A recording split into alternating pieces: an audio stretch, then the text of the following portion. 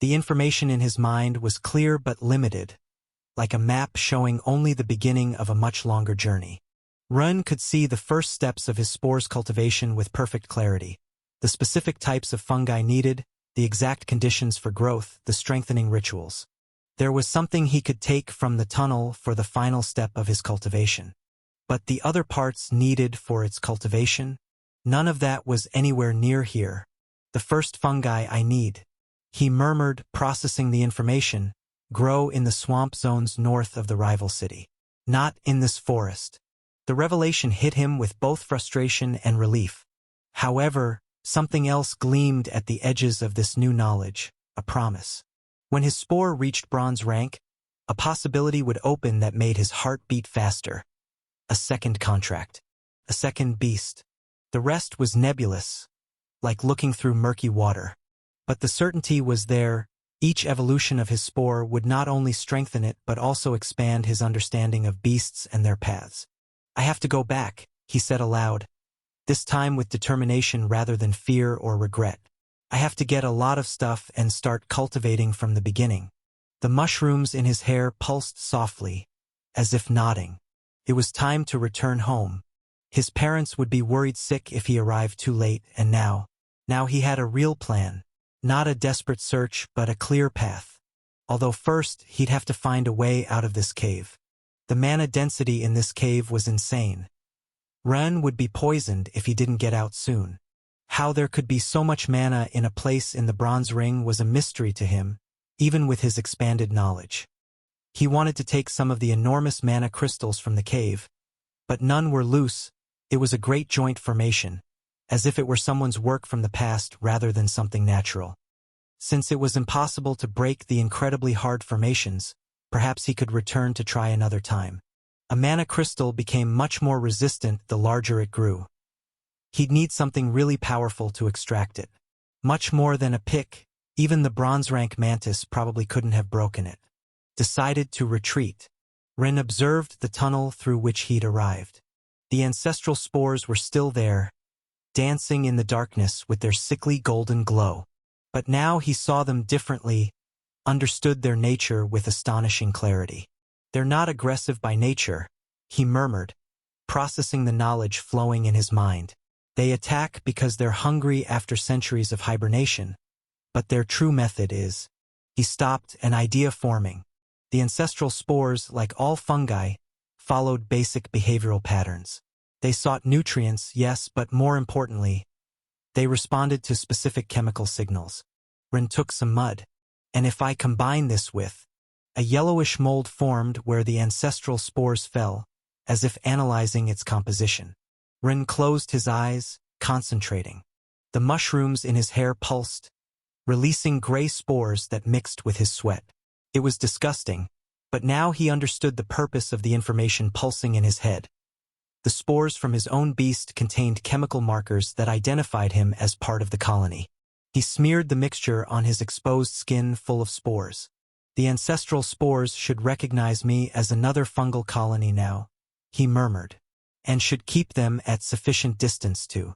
Ren knelt beside the mirror mantis's remains.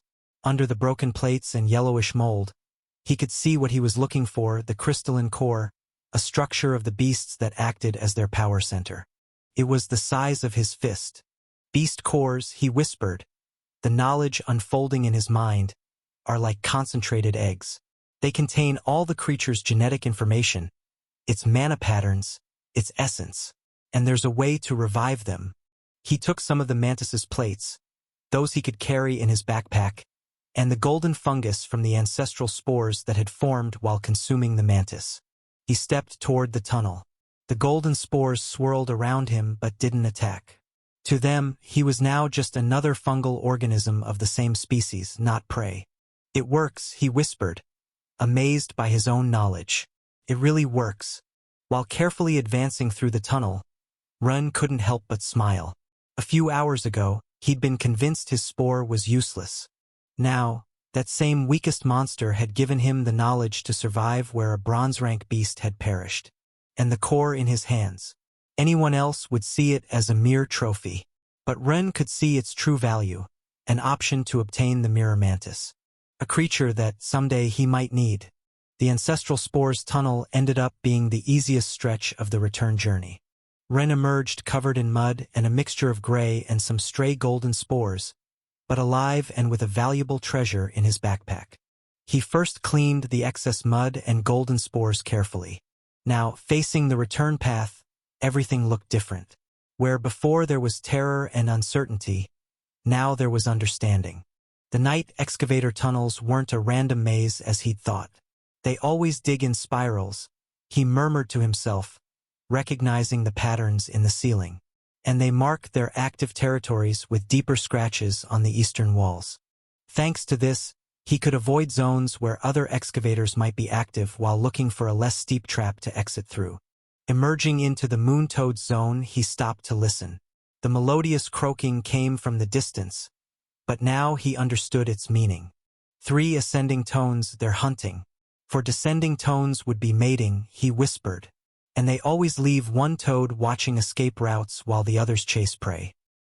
He waited patiently until the croaking pattern changed, indicating the toads had moved away following some nocturnal prey's trail.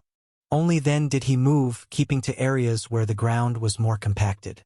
Moon toads hate hard, dry earth, the knowledge flowed naturally now.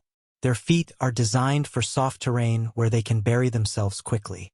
On firm ground, their bodies lose moisture. Even the natural trap zones were obvious now. The excavators always left small signs. Stones arranged in certain ways, patterns in soil erosion. To untrained eyes they seemed like coincidences, but to Ren now they were like warning signs glowing in the night. The mushrooms in his hair, still shining with that more intense yellowish tone than before, lit his path as he advanced with renewed confidence. They showed the pattern of the frog's eyes. Ren was no longer worried about being betrayed by their light. Now they even served as camouflage. Every step was calculated, every decision informed by knowledge that just hours ago he didn't even know existed.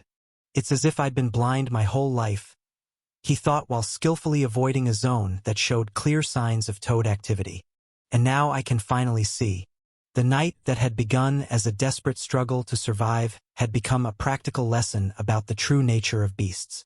And his supposed curse, the weakest spore, turned out to be the key to understanding all these secrets. The magical forest's end finally appeared before him, the last magical trees glowing, from frog urine, against the night sky. Run stopped a moment, unconsciously touching the mantis core in his pack.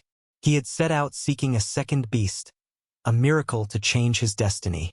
What he'd found was something far more valuable: understanding. To listen to the next episode, contact us directly via the description below to receive lifetime access to new episodes and updates. The edge of the common forest was near. Ren could see in the distance, about 5 kilometers away, the first houses of the outskirts, small lights flickering in the darkness like fallen stars. Soon he would have to face the consequences of his actions. He paused for a moment, adjusting the backpack where he kept his obtained treasures. How would he explain all this? The scratches, the mud, the golden fungus, the plates, the core? Perhaps he could slip in through his window and... A movement in the darkness made him freeze. For a moment he thought they were frogs expelled from their territory. Dangerous, as so hungry and lacking mana they would act differently than normal. But 2 silhouettes moved near the forest's edge, one carrying a dim lamp. Even at this distance, he recognized the way they moved, not monsters but his parents. His father led the way, hoe in one hand and his mature plant ready for combat. His mother followed close behind, her own vines subtly spreading across the ground, prepared for defense. Of course, it would have obviously revealed his path and pointed the exact way he'd gone. The map. As soon as they realized Ren wasn't in his room, his father would have noticed the map's absence immediately. How many times had he seen Ren studying it, asking details about that desperate adventure in search of medicine? It was obvious where a child who had just received the weakest spore would look for hope. Ren watched them move in the darkness. Despite their basic beasts, they moved with the coordination that only years of working together could give. He had seen them like this before in the kitchen, working in perfect synchronization. But now, His new knowledge let him see more of it. How his father's plant extended in specific ways to detect movement. How his mother's vines created precise defensive patterns with the surrounding roots. Even with only mature iron rank beasts, they had developed effective techniques. The mushrooms in his hair glowed more intensely. He was tired, covered in mud and gray spores, but alive. And now he would have to face what was coming. He had no choice. He took a step toward the light. Just one. The yellowish glow of the mushrooms in his hair betrayed him. There, his father whispered. A frog so close to the prairie could have attacked Ren. The vines moved with surprising speed, and Ren felt the familiar grip of his mother's plants wrapping around him. For a moment, he considered explaining how mature iron rank vines had a growth pattern that. Ren! His mother's cry cut through his thoughts. The vines loosened instantly. Ren prepared for the worst. He now knew the biology of dozens of beasts, understood the most complex behavioral patterns, but had no idea how to handle what was coming. The punishment would be severe, he knew. He had stolen his father's precious map, had run away in the middle of the night, had. His mother reached him first, practically knocking him over with the force of her embrace. His father arrived a second later, enveloping them both in his arms. They were crying. My child, his mother sobbed, squeezing him so tight he could barely breathe. My little one, we thought. His father couldn't finish the sentence, his voice breaking. Ren stood rigid, waiting. At any moment the shouting would begin, the scolding, the punishment he deserved for being so reckless. He knew he deserved it. He had acted without thinking, had. I'm so sorry, his mother whispered through tears. If we had chosen to get you a better egg instead of a better school, even if you couldn't cultivate it properly. We shouldn't have risked your future like this, his father added, his voice trembling. We shouldn't have believed you would get the same plants as us with such certainty. When I got sick we should have. Ren blinked, confused. Were they blaming themselves? But He tried to explain I was the one who ran away, who stole the map, who. His father hugged him tighter. We drove you to this. With our expectations, with our. No. Ren pulled back enough to look at them. You sold everything for me, even the house. Worked so hard to get me a place in the best school, to get me an egg, any egg, and I. Tears began falling down his cheeks, mixing with the mud and remaining gray spores. I just wanted. His voice broke, wanted you to be proud. We always have been, his mother whispered, gently cleaning his dirty face. Always. There was no shouting that night. No punishments or severe scolding. Just 3 people embracing under the light of the 12 moons, crying together while the mushrooms in Ren's hair glowed softly, like fallen stars. And for the first time since the invocation ceremony, Ren understood something that no knowledge about beasts could have taught him. His parents' love was stronger than any disappointment, deeper than any failure. It was unconditional. The walk back across the prairies was silent, interrupted only by his mother's small, contained sobs as she held his hand, as if afraid he might disappear if she let go. At home, the feast they had prepared to celebrate his invocation was still on the table, now cold. His mother immediately began reheating it. It's not necessary, Ren began, but she was already in the kitchen. You must be hungry, she insisted, wiping away tears while she worked. You've been outside in the night so long. To his own surprise, when the aroma of reheated stew filled the room, his stomach growled fiercely. He ate as if he hadn't tasted food in days, each bite awakening a deeper hunger. His body seemed to cry out for energy, as if the transformation had awakened a voracious appetite. I'm so sorry, son. His father broke the silence, his voice breaking. If we weren't so poor, if we had worked harder, if we could have gotten you a better egg. We shouldn't have pressured you so much with our own worry. His mother added, serving another plate of stew that Ren immediately attacked. You must have felt so. If something had happened to you, his father interrupted, we couldn't. The sorrow would have. Don't pressure him with emotional blackmail. His mother scolded his father. Can't you see he's suffered enough? Being alone in the forest so long, hiding from frogs in the mud. She approached Ren, stroking his dirty hair tenderly. "Would you like a hot bath, darling?" "Forgive me," his father covered his face with his hands. "I'm useless. I couldn't even get you a decent beast. But I promise. I'll go to the forest myself. I'll find a miracle medicine, something to replace that spore or to give you a second beast like in the legends. Anything for you, son. Don't misunderstand me.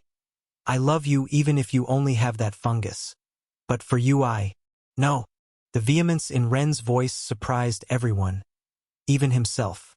He stood from the table, fresh tears in his eyes. "Please don't say that. Don't apologize. I was foolish." His voice trembled but was full of conviction. "This fungus, your gift, is the best gift in the world. I was stupid not to see it before." "No." The vehemence in Ren's voice surprised everyone, even himself. He stood from the table, fresh tears in his eyes. "Please don't say that. Don't apologize. I was foolish." His voice trembled but was full of conviction. "That egg, this fungus, your gift, is the best gift in the world. I was stupid not to see it before." He bowed deeply to his parents, tears falling to the floor. "Forgive me for not thanking you properly. For all your sacrifices. For everything you've done for me. I will triumph at school and make you proud. Promise."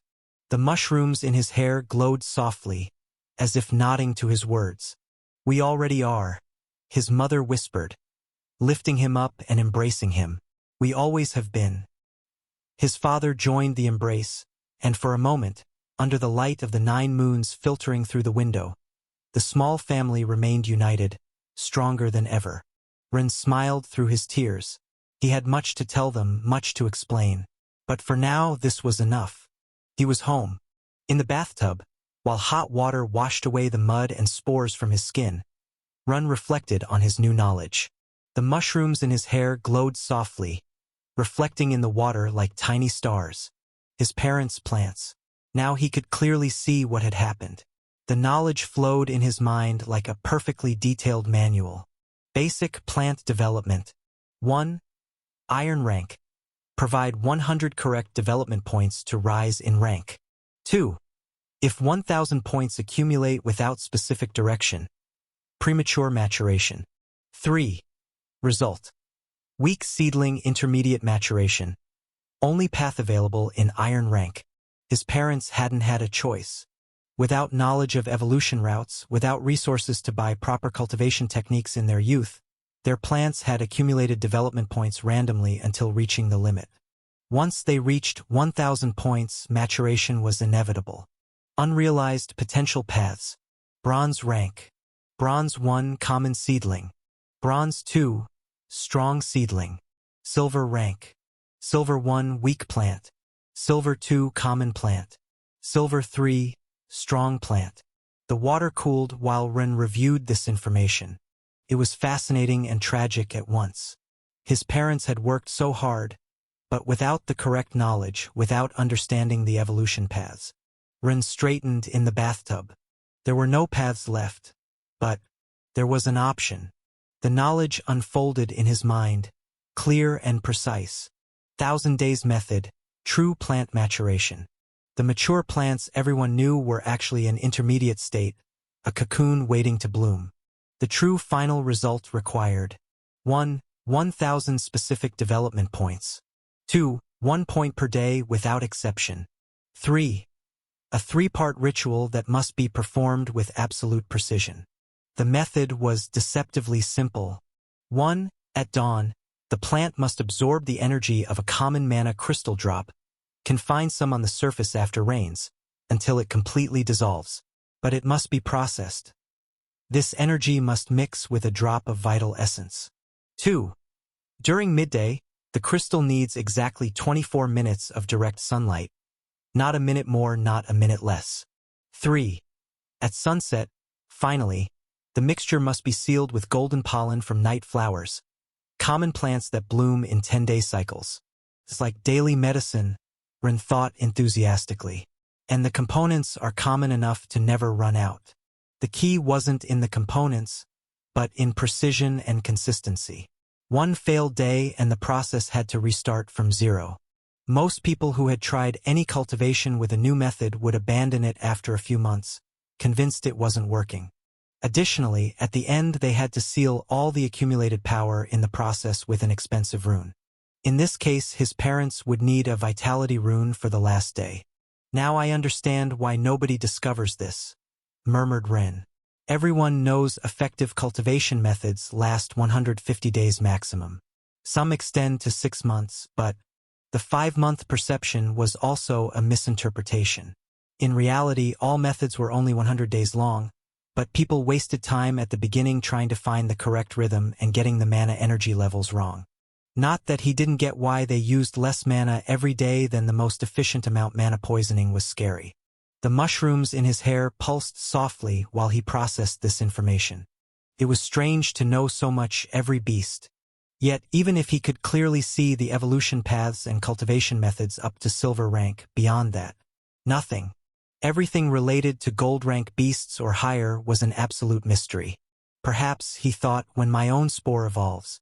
But that was a problem for another time. Now he had to find a way to convince his parents to try something that everyone knew was impossible. 1,000 days. A daily mission. 3 magical elements. No margin for error. And the result. A truly mature iron plant could reach the strength of a bronze 2 plant. It wouldn't be as versatile as a plant that had naturally evolved to that rank, but its base power would be the same. Their extra vitality would rise from 40% to 100% and they would live longer too. He just needed to convince them to try it. For 1,000 days. "It's like cooking," he murmured, finding an analogy his parents would understand. You can have the best ingredients, but without the correct recipe. He sank deeper into the water, watching how the mushrooms in his reflection subtly changed color. There had to be a way to show them he wasn't making up stories. To show them he really understood things no 10-year-old should know. But first, he needed to better understand his own powers. Information about other beasts flowed naturally in his mind, but there were limits. Nebulous frontiers where knowledge faded into uncertainty. One step at a time, he whispered, remembering how his father always said that same thing when preparing a particularly complex dish. Water dripped from the mushrooms in his hair when he finally left the bath. In the foggy old mirror, his reflection stared back. A small, scrawny boy with red hair and green eyes, luminescent mushrooms in his hair. Nobody would believe that this child could be special. He would have to prove it. Ren awoke with the first light, the mushrooms in his hair glowing faintly. In 6 days he would leave for school for 8 long years, but before leaving, he needed to make sure his parents began the ritual. He found them in the kitchen, preparing for another day of work. Their faces still showed marks from the previous night's crying. "Mom, Dad," he called their attention, holding dozens of mana crystals he had found over the years in the garden. "Before I go to school, could you promise me something?" Ren awoke with the first light of dawn, the mushrooms in his hair glowing with a faint radiance. He had dreamed of evolution routes and paths of power, but among all that knowledge, one simple idea had crystallized. His parents were cooks. He dressed quickly and went down to the kitchen. As expected, his parents were already there, preparing the day's bread. "Dad?" he called softly. "Can I ask you something about cooking?" His father turned, surprised. Ren had never shown much interest in the technical details of cooking, and though he always helped, he didn't do it to learn. "When you make bread," Ren continued, "why do you let the dough rest for exactly 12 hours? Well, his father smiled, always happy to share his knowledge with his son. "That's the time natural yeast needs to. And if someone told you that you only need 2 hours? His father frowned. "It wouldn't work the same. Fermentation needs." "How do you know?"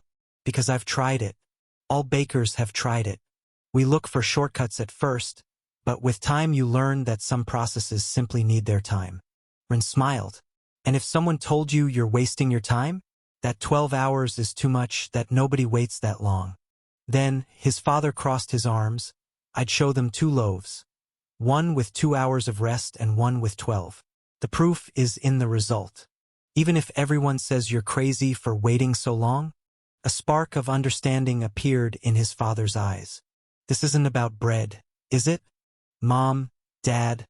Ren called their attention, holding hundreds of small mana crystals he had collected over the years.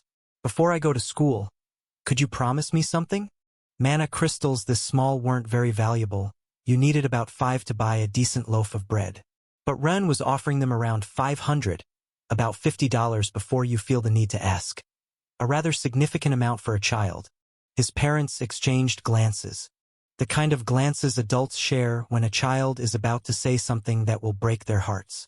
I found a way to make your plants stronger. Ren continued, trying to sound confident despite the lump in his throat. It's a ritual that takes 1,000 days, but I promise, Ren said firmly, that if you trust me and follow exactly what I tell you for 1,000 days, your plants will reach the power of a bronze rank 2 beast. Son. His father began skeptically. Like bread, Dad. The proof will be in the result. Oh, darling. His mother knelt before him, her eyes moistening again. I know it sounds impossible, Ren continued quickly, but you only need to absorb this each day. With these mana crystals and... He understood what they were thinking. Their little son, desperately trying to convince himself and them that everything would be all right, that his weak fungus and their mature plants didn't mean a future of misery. Please, he whispered, just promise me you'll try it. For 1,000 days. His father wiped tears with the back of his hand. Son, even if you don't believe me, even if you think it's foolish, just do it. Please. His parents looked at each other again. This time with a mixture of pain and love so deep that Ren felt his heart breaking. Of course we'll do it, his mother hugged him, her voice trembling. Every day without fail. 1,000 days, his father nodded, joining the embrace. We promise. His father looked at one mana crystal, then at his plant. What do we need to do? Ren knew they were just playing along. That they thought this was his way of coping with the trauma of having the weakest beast, of having to leave for school where he would be mocked for years. But they had promised to try. They never had broken a promise with him. And for now, that was enough. The last 6 days had passed in a blur of detailed instructions and practices on how to process the crystal. His parents followed each step with a dedication that broke Ren's heart, not because they believed it would work, but because they couldn't bear to see the hope in their son's eyes fade. Now Ren had 2 years to get them 2 vitality runes. He would have to pay about 20,000 crystals or find a way to. He would see how to achieve it. If the school was as they said, maybe it wouldn't be so difficult. Or maybe it would. Now, while packing his last belongings, Ren mentally reviewed the requirements for his own spore's evolution.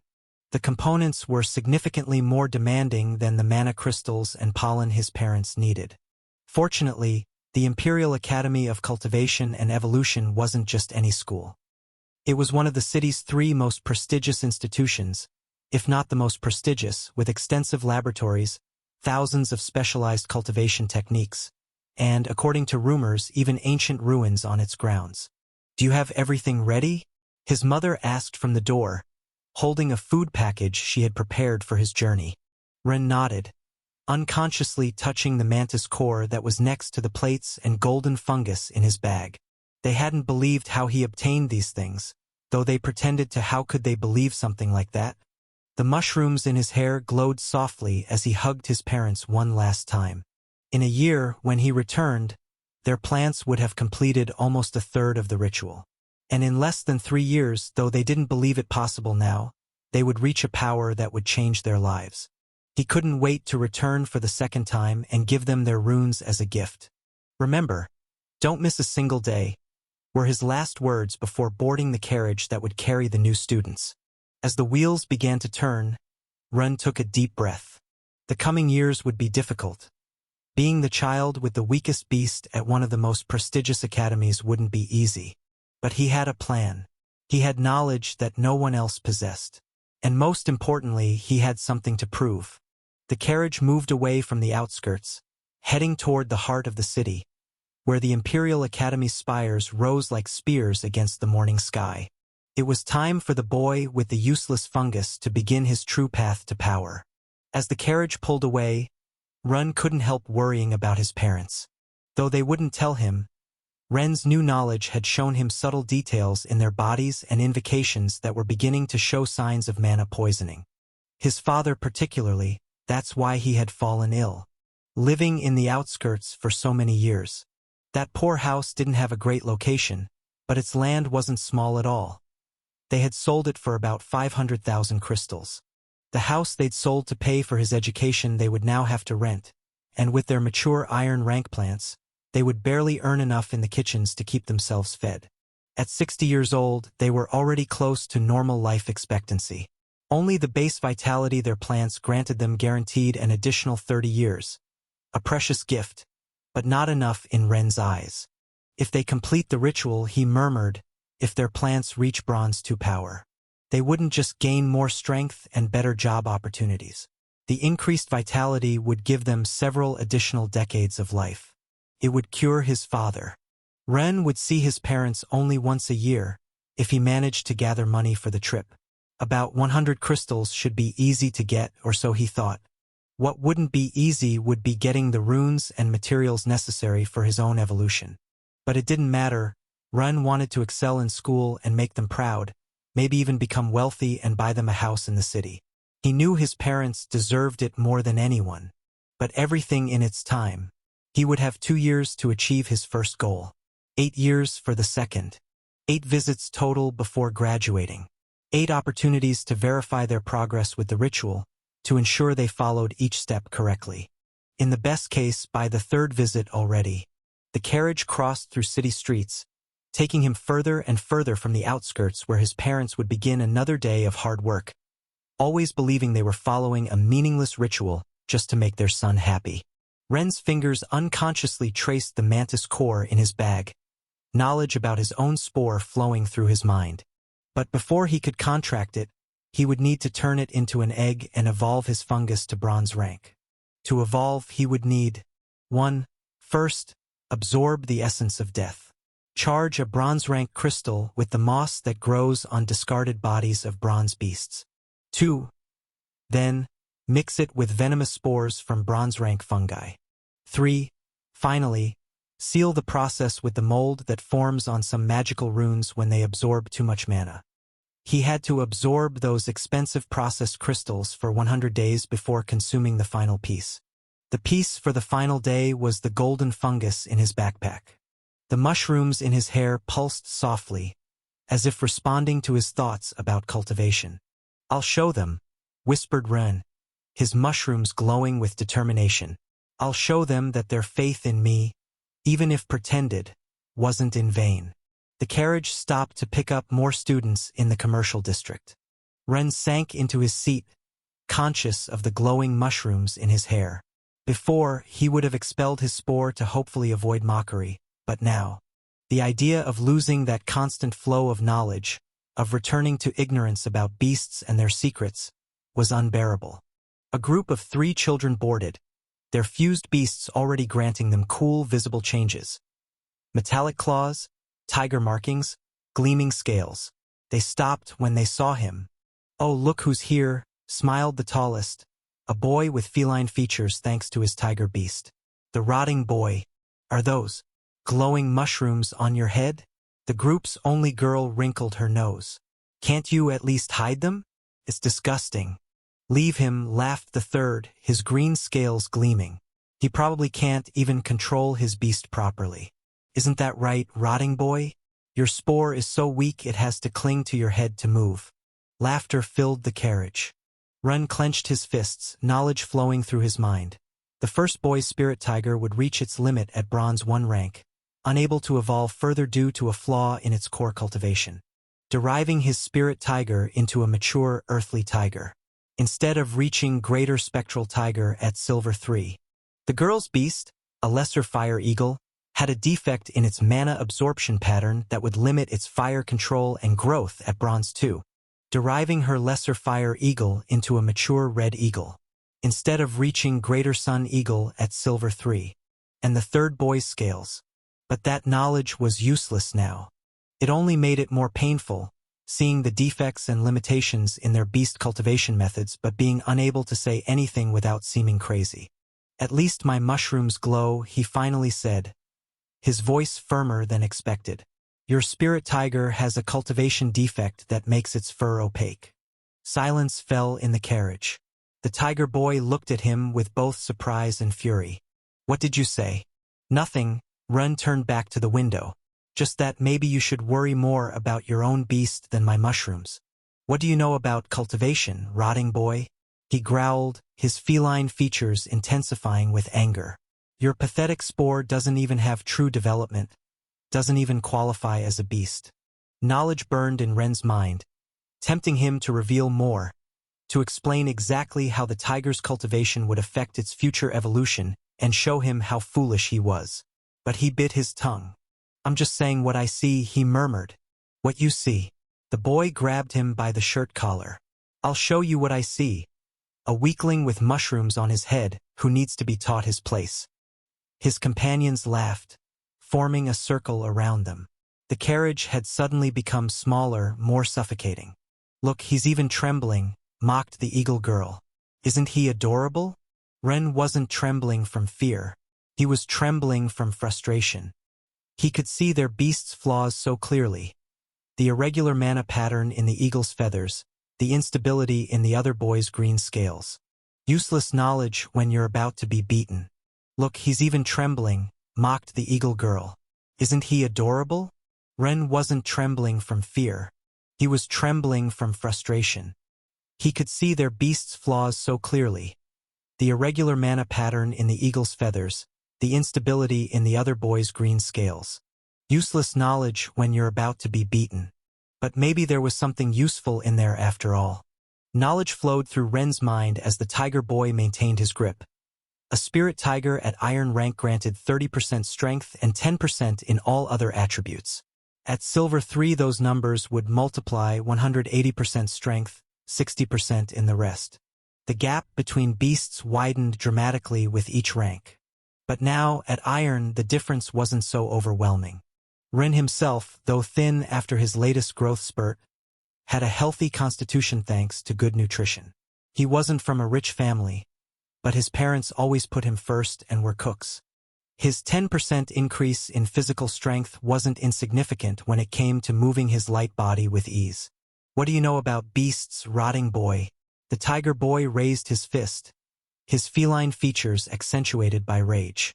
Your fungus isn't even a real beast. The mushrooms in Ren's hair pulsed. A spirit tiger's attack pattern always started the same way, a direct punch to the face. Ren could even understand the boy's body positioning before the attack. So he pushed up against the hand holding his shirt. When the other hand cut through the air trying to punch where his head had been an instant before, Ren couldn't help but smile. Is that all? He mocked, his heart pounding hard. The boy with green scales, who had been watching silently, narrowed his eyes. It was just luck, Gene. He's just trying to provoke you.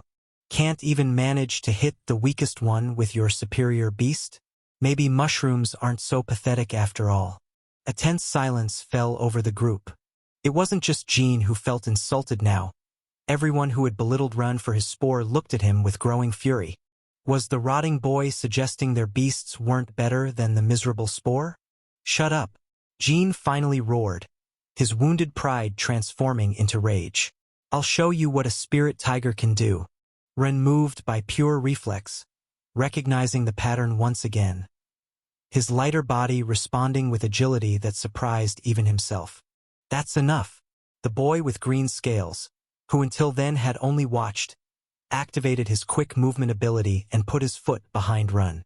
Ren stumbled, losing his precarious balance. Ren noticed the attack patterns again. But knowledge only helped if you had time to use it. This time, there was no time to react. The fist connected with devastating force. Jin's extra 30% translated into a pure impact. Who's pathetic now?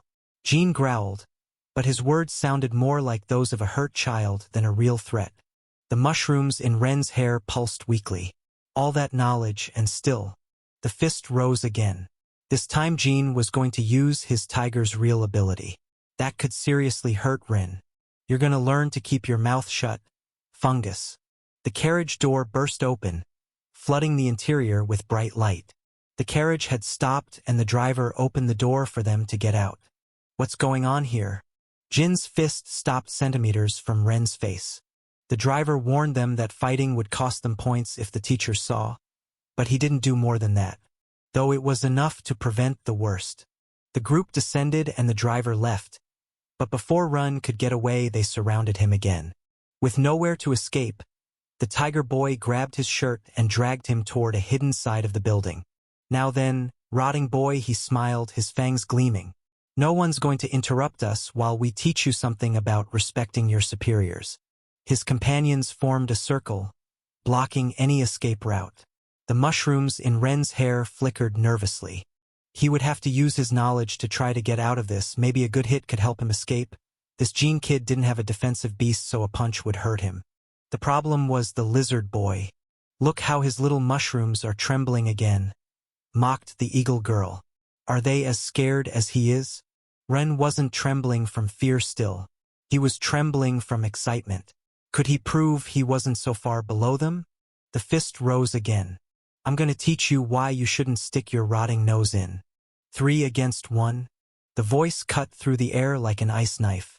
Luna Starweaver emerged from the shadows, her wolf materializing beside her like a nightmare made real. Her blue hair rippled with its own energy, and her blue eyes. The tiger boy dropped Ren as if he was too hot to touch. We were just teaching the rotting boy some manners, he muttered, backing away. Manners? Luna arched an eyebrow. 3 beasts with silver potential against the weakest of all. How pathetic. He started it, protested the eagle girl. He said things about our beasts. And that makes you feel threatened? Luna's voice was soft but sharp.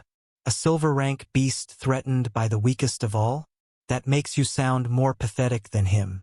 The tiger boy straightened, trying to recover some dignity. It's not fair that I what? Luna took a step forward. That I used my advantage against you, like you were doing a moment ago? Would you feel good if I did? The silence that followed made the hierarchy clear. Get out of here, Luna ordered. All of you. Get out, Luna ordered. All of you. This isn't over, rotting boy, Jean growled. We'll see you later. While the bullies fled from Luna, Ren gently touched the mushrooms in his hair. The knowledge they provided was worth every taunt, every threat. Though that didn't make things easier. As the others hurried to obey, Luna looked at Ren for a moment.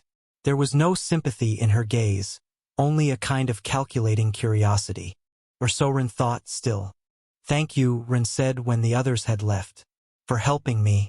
Luna looked at him as if he were a particularly annoying equation she needed to solve. I didn't do it for you, her voice was cold, practical. I did it because I dislike those who abuse their power. 3 silver beasts against the weakest of all. She shook her head. It's pathetic. Her shadow wolf watched her with its bright eyes, tilting its head as she continued.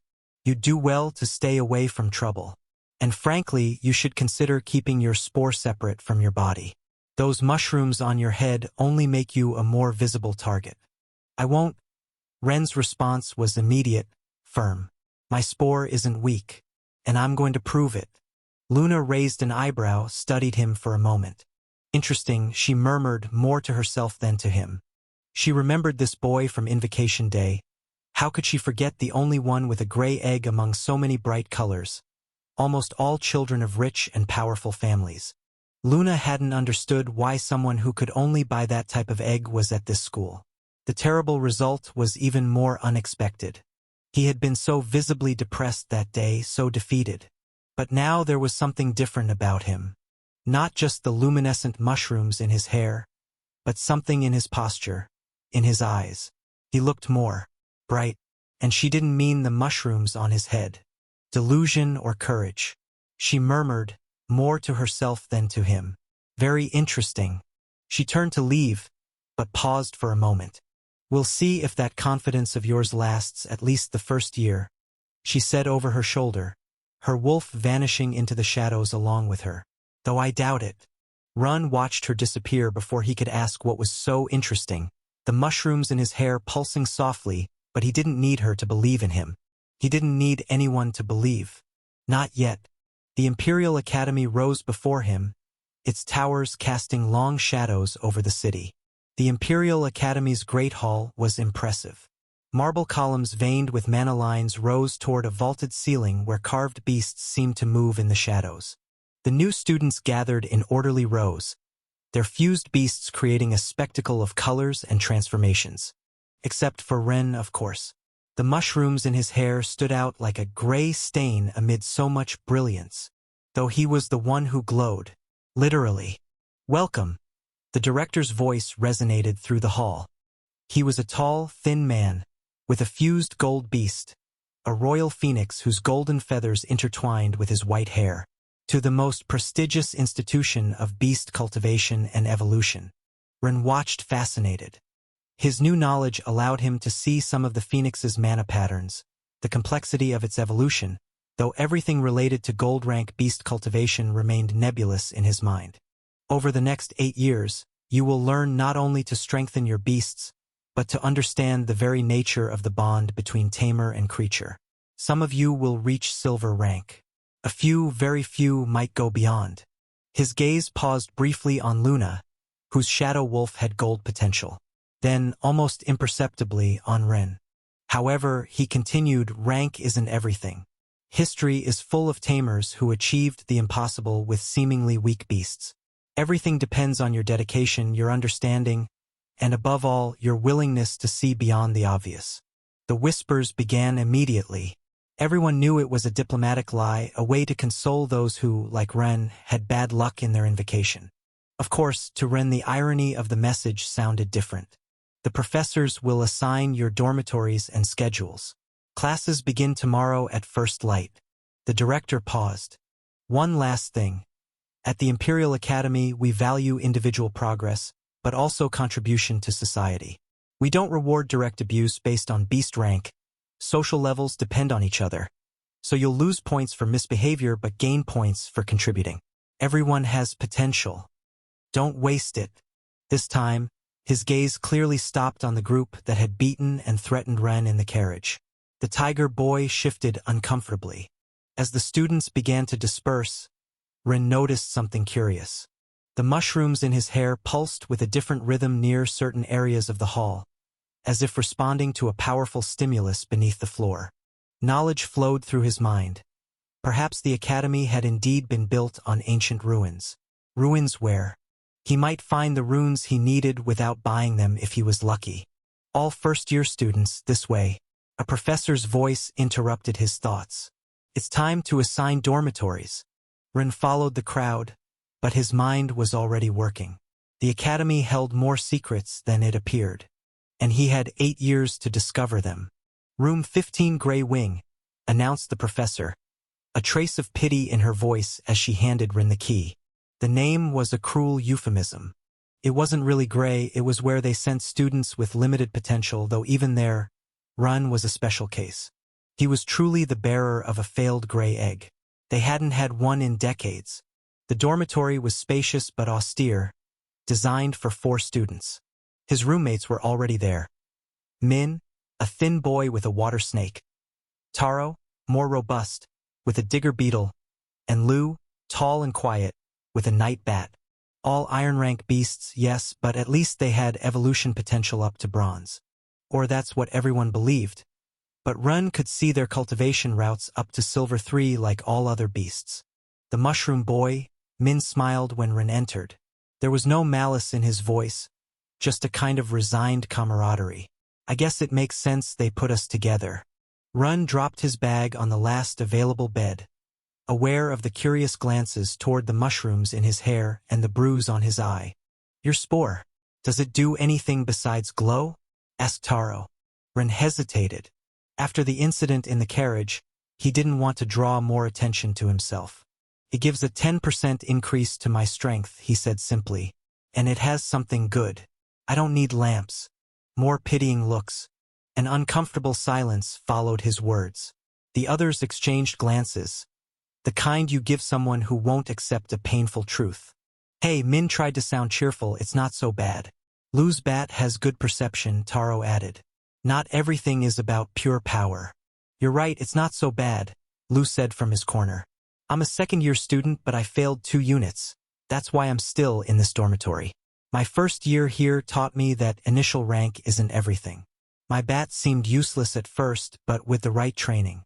While Lu shared advice about life in the Grey Wing, Ren observed his companions. He could clearly see how Min's snake needed freshwater instead of saltwater in its crystals to develop its true potential. How Taro's beetle needed to be fed processed crystals during a specific moon phase to advance along the correct path and not mature. Perhaps, he thought, when they knew each other better, when they trusted each other, he could share some of his knowledge, at least enough to help them. While unpacking, the mushrooms in his hair pulsed with that strange rhythm again. There was something under the Grey Wing, something ancient. Maybe being in the worst dormitory wasn't so bad after all. Especially if what he sensed was correct, and the ancient ruins extended right beneath their feet. Ren approached the second-year student after the others began organizing their things. Where can I get discarded monster parts? Cores, beast remains, materials, bronze crystals, and... Lu stopped organizing his trunk and looked at Ren with both pity and amusement. Straight to the point, huh? He sighed. Look, a few years ago, the Academy distributed resources equitably. Every student received what they needed to try evolving their beast, regardless of potential rank, to search for possible hidden cultivation paths. He sat on his bed, his night bat fluttering restlessly above his head. But everything changed. Now it works on a merit system. You have to prove your worth investing in. Lu grimaced. Basic support is miserable, barely enough for decent beasts to reach bronze rank with great effort, one measly crystal daily. But I need those materials, Ren insisted. Especially venomous fungi, bronze parts, and runes with. Runes? Lu let out a dry laugh. Those are extremely expensive. They only give them to elite beasts, ones with real potential, and only for passing from silver to gold. The rest have to earn them with results. He looked at the mushrooms in Ren's hair. No offense, but nobody's going to waste resources like that on a spore. Why not? Because experiments with fungi always fail. Always. The school keeps records of every attempt. The best result was a mature fungus that gave a 20% strength increase, and it cost more resources than evolving 3 normal beasts to silver. Ren clenched his fists. If Lu knew what he knew now, if he could explain the true evolution paths. But there are other ways to get resources, Lu murmured. There's the teaching unit system, he continued. If you manage to pass all 5 units this semester, they'll promote you from Iron to Bronze 1. Instead of 1 crystal daily, you'd receive 10. 10 times more? Ren's eyes widened. At Silver 1 it would be 100, Lu gave a dry laugh. But that's not until 4th semester, and only if you pass the first 3 without failing any units. He looked at the mushrooms in Ren's hair. Though honestly, I doubt you'll achieve much in the battle unit. And cultivation. He shook his head. What happens if I fail? Every 3 failed units you lose a point. If you lose 3 points. Lu made a cutting gesture with his hand. Goodbye to all support. The most you can do is try to pass 3 units and avoid getting expelled from the system. Ren nodded slowly, processing the information. The system was brutal, but the rewards. Listen, Lu leaned forward. I'm telling you this because I like you and honestly feel a bit sorry for you. Don't get your hopes up.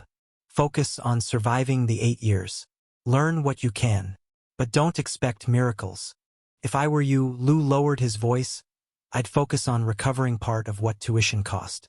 The fees are high, but with enough work in the gathering zones you could get them to double your resources and recover at least a 5th part in the next 8 years. Double? How does that work? Ren asked. If I were you, Lu lowered his voice, I'd focus on recovering part of what our tuition cost. The fees are high, but with enough work in the gathering zones you could get them to double your resources and recover at least a 5th part in the next 8 years. Double? How does that work? Ren asked. Tomorrow they'll come to check our belongings. Ren visibly tensed. Relax, Lu smiled at his reaction. It's not what you think. They'll just register the value of the stuff you brought with you. Why? For what you just asked about. The Academy doubles the value of everything you get on your own in designated zones, Lu explained. It's through a government subsidy system. The mushrooms in Ren's hair glowed with renewed interest. Everything I get? Everything you obtain with your own hands, yes. Things from your parents or inherited wealth don't count. Only what you gather or process here yourself. It's like a performance scholarship. The better collector you are, the more support you receive. The king has always incentivized people who go out to gather stuff. So if I find valuable materials, the academy matches their value, Lu confirmed. That's why they record what you bring at the start, to know what you obtained afterward on your own. Lu lay back on his bed, his bat fluttering restlessly. But like I said, don't get your hopes up with that creature, he murmured. The mushrooms in Ren's hair pulsed softly, as if responding to his growing determination. What if you're wrong? He asked. What if there's more to spores than everyone believes? Lu looked at him for a long moment. Then he said, finally, you'll have to find a way to prove it. But I warn you, the academy doesn't waste resources on empty hopes and promises. They aren't empty promises, thought Ren. I just need a chance to prove it. And as that thought took shape, the mushrooms in his hair pulsed again, reminding him of the secret that lay beneath their feet. Perhaps there was a way to achieve both things. Obtain the materials he needed and secure his place in the academy. Did you hear that? Min flopped onto his bed, his water snake materializing like a blue ribbon around his neck. They double what we find and 100 crystals daily at silver. With that I could. Don't get your hopes up, Taro muttered. First you have to get there. Oh, come on. Min smiled, turning toward Taro who was quietly organizing his things. Don't tell me you haven't dreamed about it? Imagine what you could do with your beetle in the mines. Taro just mumbled something inaudible and continued meticulously arranging his tools. Min has a point, Ren intervened, noticing how Taro's shoulders tensed whenever someone mentioned his beast. Even beasts that everyone thinks are weak could. Exactly. Min sat up suddenly, his snake undulating with enthusiasm. My water snake is iron rank, but I can study a ton and break the mold like the director said. The point is we all have a chance, right? He got up and walked to Taro, putting an arm around his shoulders. Even Mr. Silent here. His digger beetle will be the sensation when it evolves, right, Taro? Taro blushed slightly, but a small smile appeared on his lips. If it evolves, he murmured, but there was a touch of hope in his voice. Of course it will. Min turned to Ren. And your spore? Well, at least it glows pretty. Min, Lu sighed from his bed. Stop bothering everyone and finish unpacking. Tomorrow's the belongings check and your area looks like a disaster zone. It's an organized disaster. Min protested, but started tidying anyway, his snake helping move things with its tail. Taro returned to his silent organizing, but Ren noticed his movements were more relaxed now. Min's enthusiasm seemed to have that effect on people. The mushrooms in Ren's hair glowed softly as he watched his roommates. Maybe the gray wing was perfect for him after all. That night, while his roommates slept, Ren reviewed his options in the darkness. The mushrooms in his hair providing a faint glow, dimmed to avoid disturbing his companions. Getting materials on his own would be difficult. Even knowing exactly what he needed, if they were as expensive as Lu said, obtaining them without academy support could take years. And meanwhile, he murmured to himself, my parents will continue with the ritual day after day. Get their runes first and then. No, he needed to be more efficient.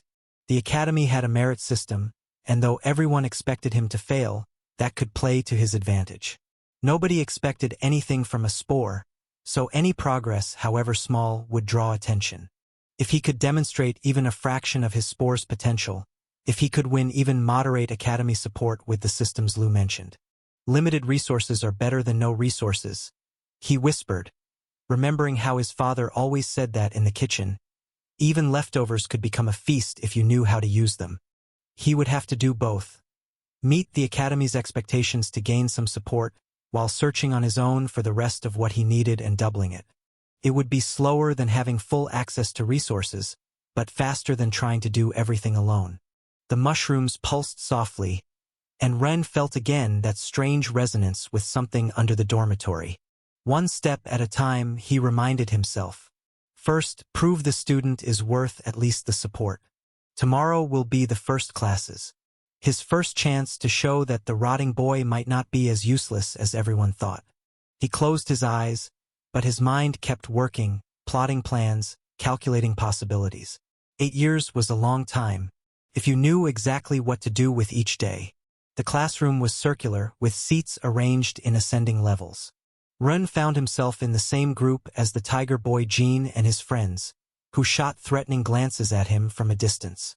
Fortunately, Taro, one of his roommates, was also there, though he had arrived late and sat on the other side of the classroom as there was no other place. Luna was there too, her shadow wolf barely visible as an ethereal silhouette beside her. In this first semester, announced Professor Wei, a robust man with a silver rank 2 manticore manifesting in silver patterns across his skin, student groups are random. Afterward, you'll be reorganized according to your performance, so pay attention if you don't want to lose your place. I'll begin the class. Ren observed the patterns on the professor's skin. The manticore had been cultivated primarily with random daylight. There were details suggesting other unused techniques. Wei began drawing a diagram on the board. The basic principles of cultivation have been studied for hundreds of years, Professor Wei began. Every successful method follows 3 fundamental phases and has a proven maximum duration. He drew 3 circles on the board. First, mana absorption. The beast must receive energy appropriate to its nature. Second, processing, how that energy is transformed in the crystal so the mana is suitable. And finally, fixation, how that power is stabilized and made permanent. Wei made a significant pause. Something crucial you must understand. No effective cultivation method lasts more than 6 months. This is a fact proven through countless studies. The most common methods last 150 days, and although some charlatans propose longer processes, the evidence is clear. After 6 months, any cultivation attempt becomes inefficient or downright useless. Ren shifted uneasily in his seat. He knew why this perception was also wrong. All methods without exception were 100 days, but Luna Starweaver, Wei pointed. Could you explain how these phases apply in practice?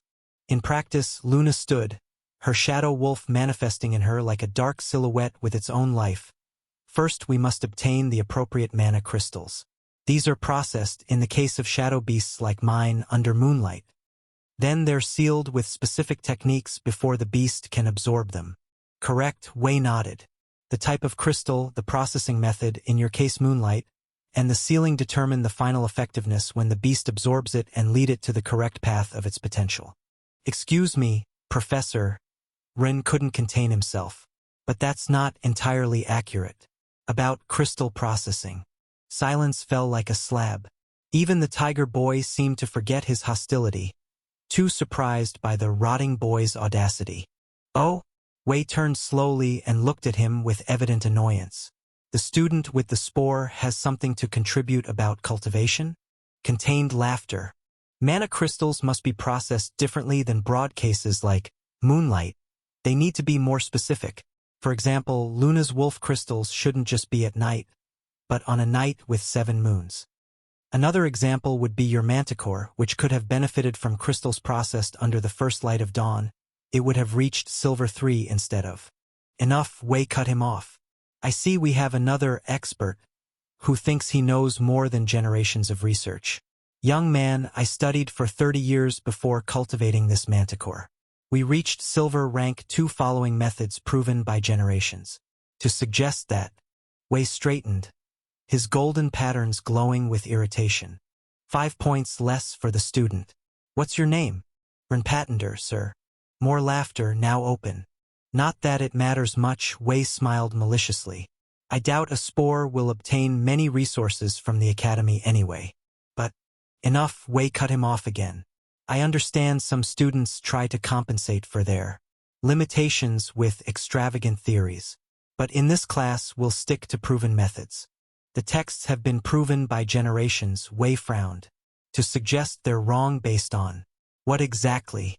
Readings in a story? Laughter filled the classroom. The tiger boy and his friends practically glowed with satisfaction.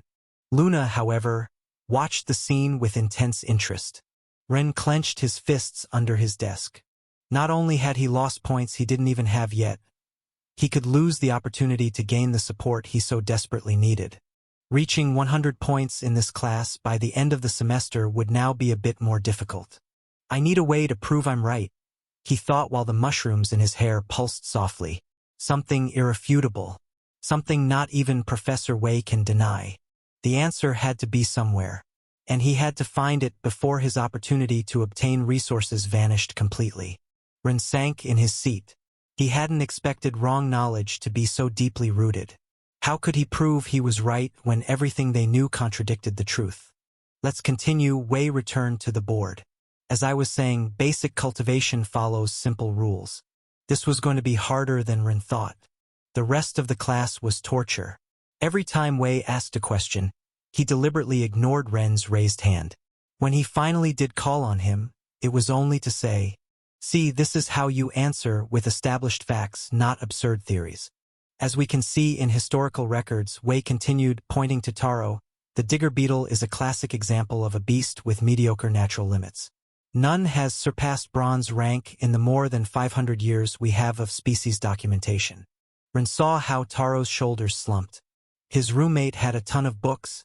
He seemed to have been studying cultivation methods at home, hoping to find some exception. He had thought about telling him what he knew but decided to wait until he knew him better. However, now, Ren straightened in his seat. This was his opportunity. Ren straightened in his seat. This was his opportunity. His classmate's beetle was perfect, a beast common enough that everyone knew its supposed limit, but with hidden potential that could manifest quickly with the correct method. If he could demonstrate visible results in a few months, he would have more than enough time to achieve it within the semester. Of course, he murmured to himself, first I'd have to convince the owner to try it. And that was the real challenge. Who would trust the boy with the useless spore? Who would risk their beast's cultivation following the rotting boy's advice? Still, did he have another choice? That's not true. Ren stood up. The digger beetle can reach silver rank 3 like any other beast. Laughter erupted. Wei looked at him as if he were a particularly annoying fly. First he questions established methods, and now he contradicts historical records. Another 5 points less, Mr. Patenter. The records you mention about beetle cultivation, Ren continued, ignoring the laughter, only have one error, the timing of processing. If we process the crystals following the correct specific method. More theories about strange specific timings? The exceptions to such ridiculous theories have never been successfully replicated. Wei smiled disdainfully. According to your expert opinion, what would happen if we follow the documented method but change only that detail? The beetle won't evolve into a greater excavator at bronze, as your texts say. It will become a living tunnel instead. Silence fell in the classroom.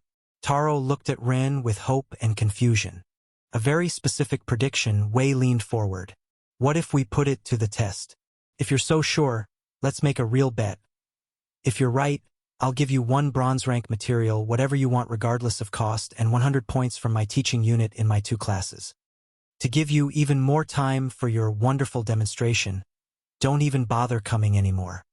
Since you're so knowledgeable, you won't need my advice in class. You'll thus be able to pass the other classes more easily and obtain bronze 1 support instead of iron. Assuming you pass the exams of all 5 units, of course. But if you're wrong, he smiled maliciously, if you don't demonstrate the exact beetle species you predicted, I get your full tuition and you lose all school support. Professor, Taro intervened, my beetle. It's your decision, of course, Wei continued.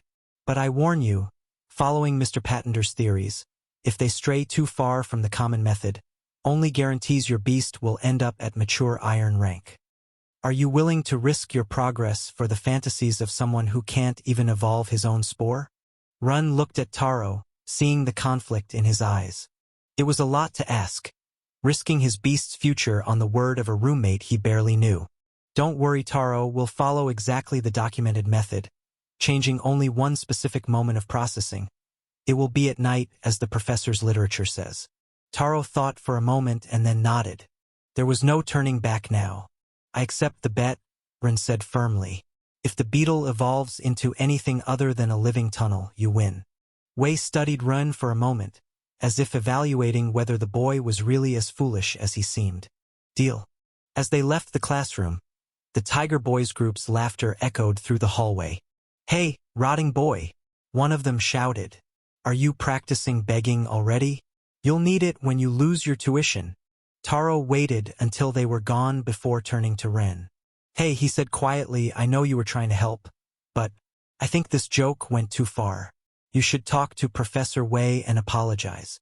Maybe if you explain you were just—" "It wasn't a joke," Ren interrupted, the mushrooms in his hair pulsing softly. "I can help you have a better life, Taro. Your beetle has real potential. Look, I appreciate you trying to cheer me up, but my mother got me the books as soon as I invoked this thing." Taro shook his head. "The records are clear.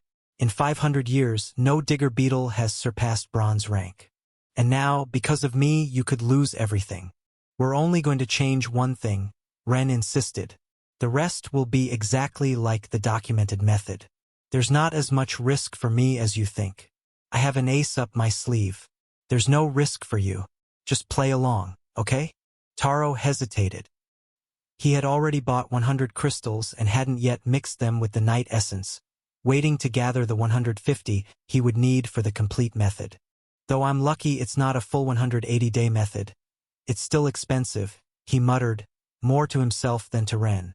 "And getting 150 crystals is already quite expensive. Those extra 50 crystals will be hard to get within the school." "The 100 you have will be more than enough," Ren smiled. "We just need to wait for a specific night that's coming in a few days." Taro looked at Ren for a long moment. The mushrooms in his hair glowed with a steady light, as if reflecting the certainty in his words. "You know what?" Taro finally smiled. "I hadn't started the mixture with the night essence anyway. I was waiting to have all the crystals to do it at once." He shrugged. "I guess I won't lose anything by trying. If you're wrong, I'll still have time to get the other 50 crystals. After using 100 for 100 days, I'm sure I'll have the rest ready just in case." "You won't need them," Ren smiled. "Promise." As they walked to their next class, Ren couldn't help but notice how the mushrooms in his hair pulsed more strongly near certain walls. The ruins beneath the academy were calling, but that would have to wait. First, he had to prove that the rotting boy knew exactly what he was talking about. "You won't need them," Ren smiled. "Promise. With the 100 crystals you have it will be more than enough if we overcharge them. The error in the extra 50 days is in the reduced amount of mana in the night crystal. The beetle adapts to the error late, 50 days late. Though I understand why they don't use larger crystals, mana poisoning is scary. But I hope you'll let me slightly increase the amount," Ren smiled. "We just need to wait for a specific night that's coming in a few days so they don't absorb the wrong moon's light and the evolution doesn't stray from the correct path." Taro looked at Ren for a long moment. The mushrooms in his hair glowed with a steady light, as if reflecting the certainty in his words. Could he believe this child with such terrible luck? Actually, his logic told him no. But subconsciously, Ren's overwhelming confidence gave him tiny hopes. "You know what?" Taro finally smiled. "I hadn't started the mixture with the night essence anyway. I was waiting to have all the crystals to do it at once, so—" He shrugged. "I guess I lose nothing by doing it your way. 500 years of records won't change to give my beetle another option if the professor was so sure there wasn't. And if you're wrong about the amount when overcharging the crystal, the school will give me the potion for poisoning once at least that support is universal. I'm telling you, you won't need any of that." Ren repeated and laughed at Taro's worried monologue. Yes, but if you're wrong, nothing will happen to me anyway. That's why I'm calm, and I'd still have time to collect the other 50 crystals to finish the common method. Though we'll have to dig. They'll only give us one iron rank crystal daily, and it's not an earth attribute. Though after using 100 for 100 days, I'm sure I'll already have another 50 just in case. Ha ha ha, you talk and worry too much. As they walked to their next class, Ren noticed something. By the way, why didn't you collect rain crystals? They're cheaper, but you could have exchanged them. I had 500 before coming. I even got 15 in the last few weeks thanks to the rains. In the city? Taro laughed without humor. It's almost impossible to find them here. Besides, my beetle needs earth crystals, which are much more expensive. Plant users are lucky they can use that basic and super cheap crystal in their first rank. Ren nodded, thoughtful. He would also need earth crystals for his evolution, though of a higher rank than Taro's. As they walked toward combat class, Run and Taro met Min in the hallway. "Did you hear?" Min smiled, his water snake undulating around his neck. "Professor Yang has a stone behemoth." "A behemoth? There are only 3 in the whole city." Ren, Min, and Taro had reached the end of the hallway to the next class. The combat classroom was different from the others. A circular amphitheater with an arena in the center, surrounded by ascending stands. The walls were marked with scars from past battles. "Silence!" Professor Yang's voice thundered in the amphitheater. He was a tall, muscular man, with scars that spoke of years of real experience. The stone behemoth in Professor Yang's skin gleamed under the amphitheater lights. The rocky lines covering his muscles made him look carved from living granite, a perfect manifestation for a combat instructor. "Welcome to the real reason the government has you in school." Professor Yang smiled. "Though before we begin with the important stuff," Yang approached the board, "I see in your faces that no one has explained how this school really works. Typical of old way.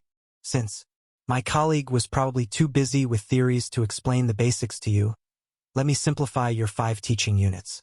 He drew 5 circles on the board.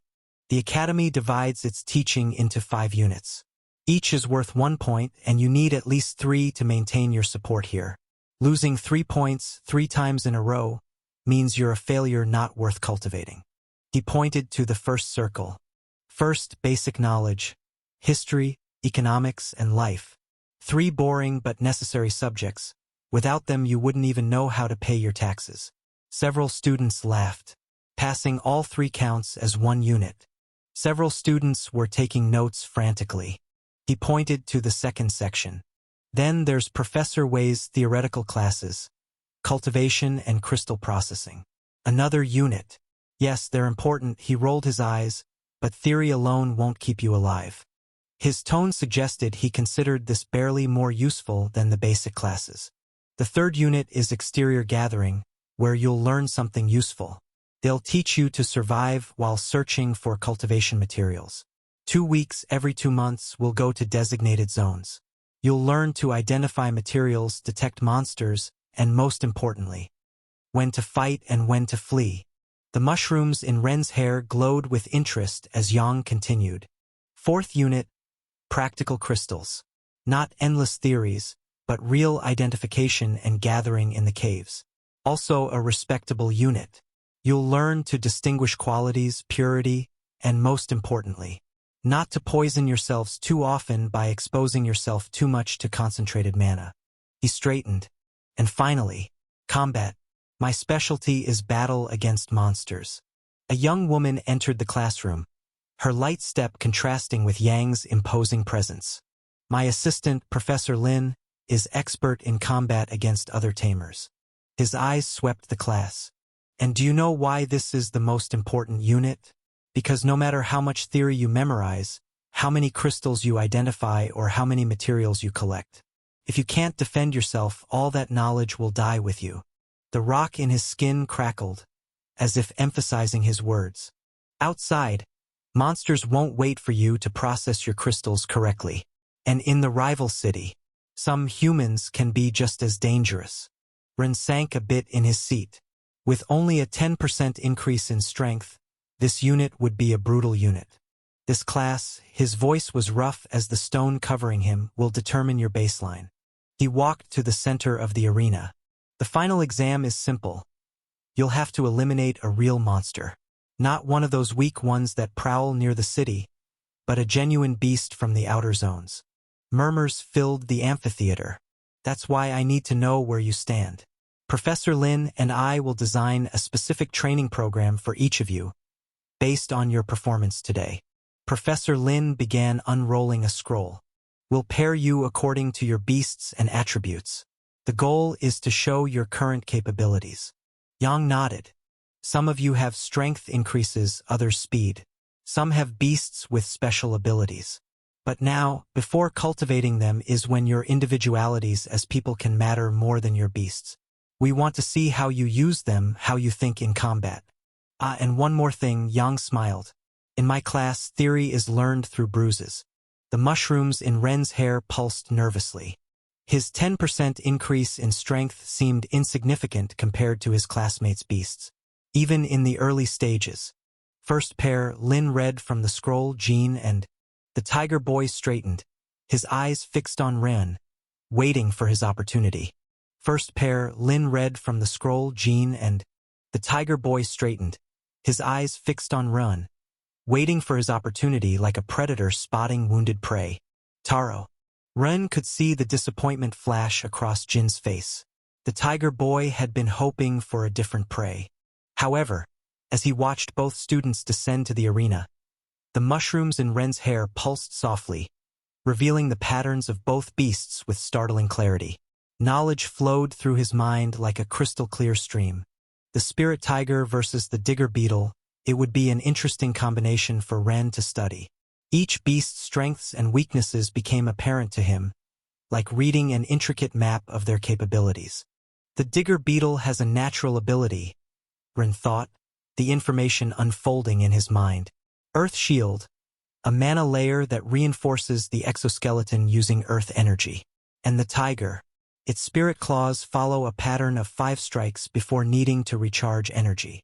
The knowledge felt both foreign and familiar, like remembering something he'd always known but never realized. Enter the circle, Yang ordered, his voice echoing in the amphitheater. Show us what you can do. Taro descended nervously into the arena, his digger beetle fusing with him and manifesting as a brown exoskeleton that covered his skin like living armor. Jean followed with a predatory smile, tiger markings becoming more pronounced on his face, his movements fluid and confident. Begin. Jean attacked immediately, his movements flowing like water. Taro instinctively activated his earth shield, his exoskeleton glowing with a deep brown hue. Jin's fists, enhanced by the spirit tiger's 30% strength bonus, hammered against Taro's exoskeleton. The impacts resonated through the amphitheater like war drums, but barely left marks on the beetle's defense. Not bad, Jean smiled, backing away with predatory grace. But how about this? His eyes blazed with golden light as the spirit tiger manifested its fangs, covering Jin's fists with ethereal energy that seemed to bend the very air around them. Spiritual Fong, Ren murmured, recognizing the tiger's basic technique, seeing the intricate patterns of mana that made it possible. The next blow partially penetrated Taro's defenses, drawing a cry of pain that echoed in the arena. The spiritual energy had found a weakness in the physical armor, exploiting it with cruel efficiency. What's wrong, cockroach? Only know how to hide?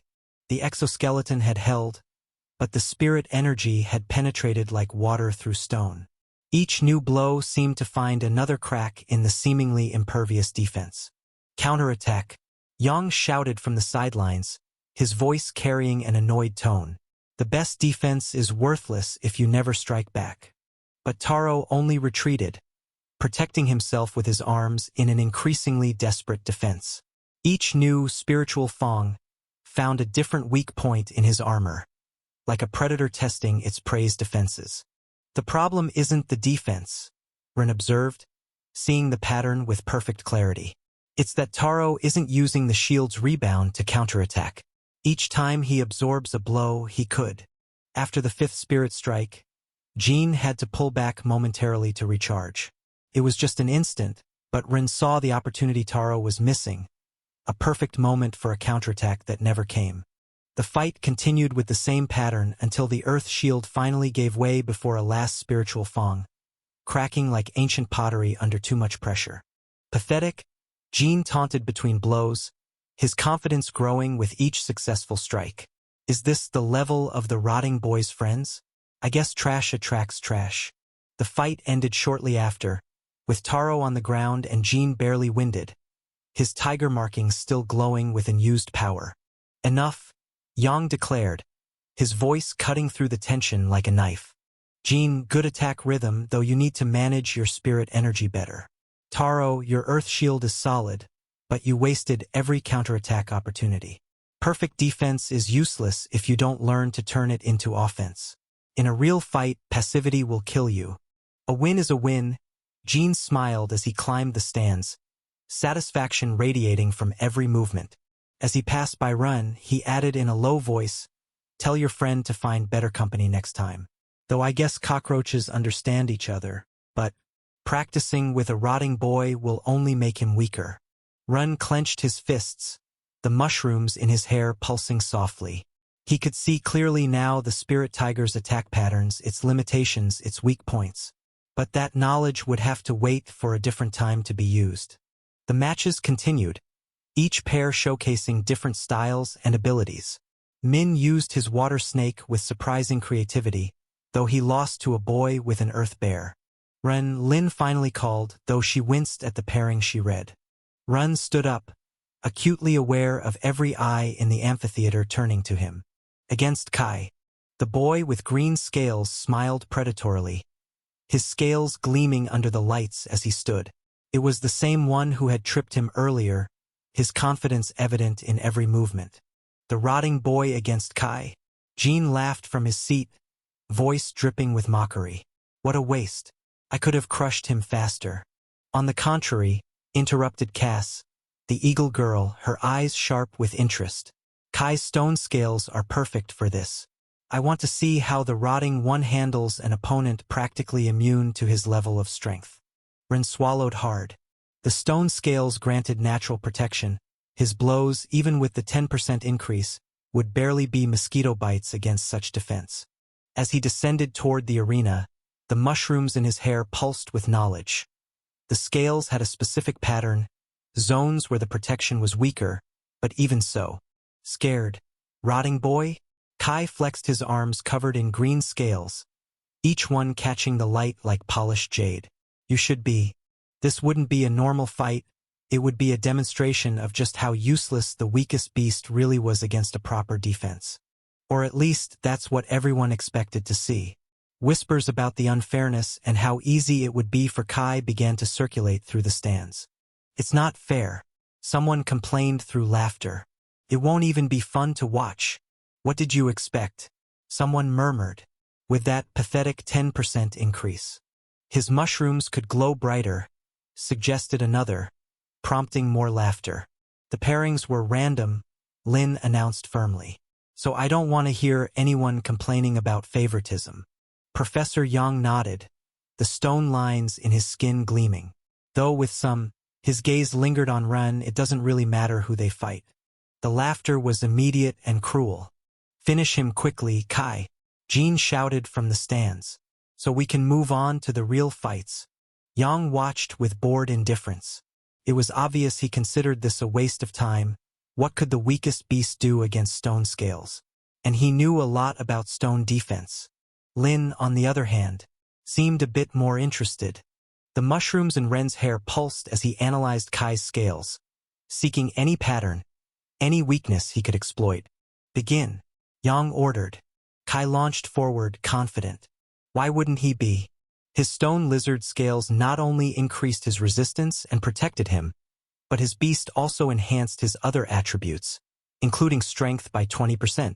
Ren dodged the first blow, but not through skill. Despite Kai being faster, knowledge showed him how the scales limited certain movements. Kai couldn't raise his right arm beyond a certain angle without exposing a weak point between his ribs. Stop running. Rotting boy. The scales on your right arm, Ren spoke while backing away. Doesn't it bother you how they limit your movement? Kai stopped for a fraction of a second, surprised. That moment of doubt cost him. His next blow was slower, more self-conscious. Shut up. It's because of the growth pattern, Ren continued, dodging another blow. Scales from other beasts follow the natural muscle line, but in your case. I said shut up. Kai attacked with more force, but now his movements were less fluid. The doubt had been planted. He was thinking about his own scales, about the small rigidities he had always ignored. The mushrooms glowed more intensely. The knowledge showed more, how the green scales indicated a minor deviation in cultivation, how this affected their distribution. Your scales should be almost blue. Ren dodged another blow. The green means they absorb too much earth mana. That's why they're denser on your right side. You know nothing. Kai roared, but his voice betrayed uncertainty. In the stands, silence had replaced laughter. Even Yang was watching more intently. Excess earth mana makes the scales grow irregularly. Ren continued while moving. Subtle, but your right side is heavier. That's why you always turn left when you attack. The next time Kai attacked, everyone could see it, the slight imbalance in his turn, the way he unconsciously compensated for the extra weight on his right side. Shut up. Rage made Kai commit the mistake Ren was waiting for. He lunged forward with all his might, turning left as he always did. Ren didn't dodge this time. At the last moment, when Kai was fully committed to his attack, Ren stepped forward. His hands found Kai's arm at the exact angle where the scales couldn't protect the joint. Precise pull using Kai's own weight. The scaled boy fell heavily to the ground. Impossible. Jean rose from his seat. How could the rotting boy? The whispers and laughter that had accompanied the fight's beginning had transformed into tense silence.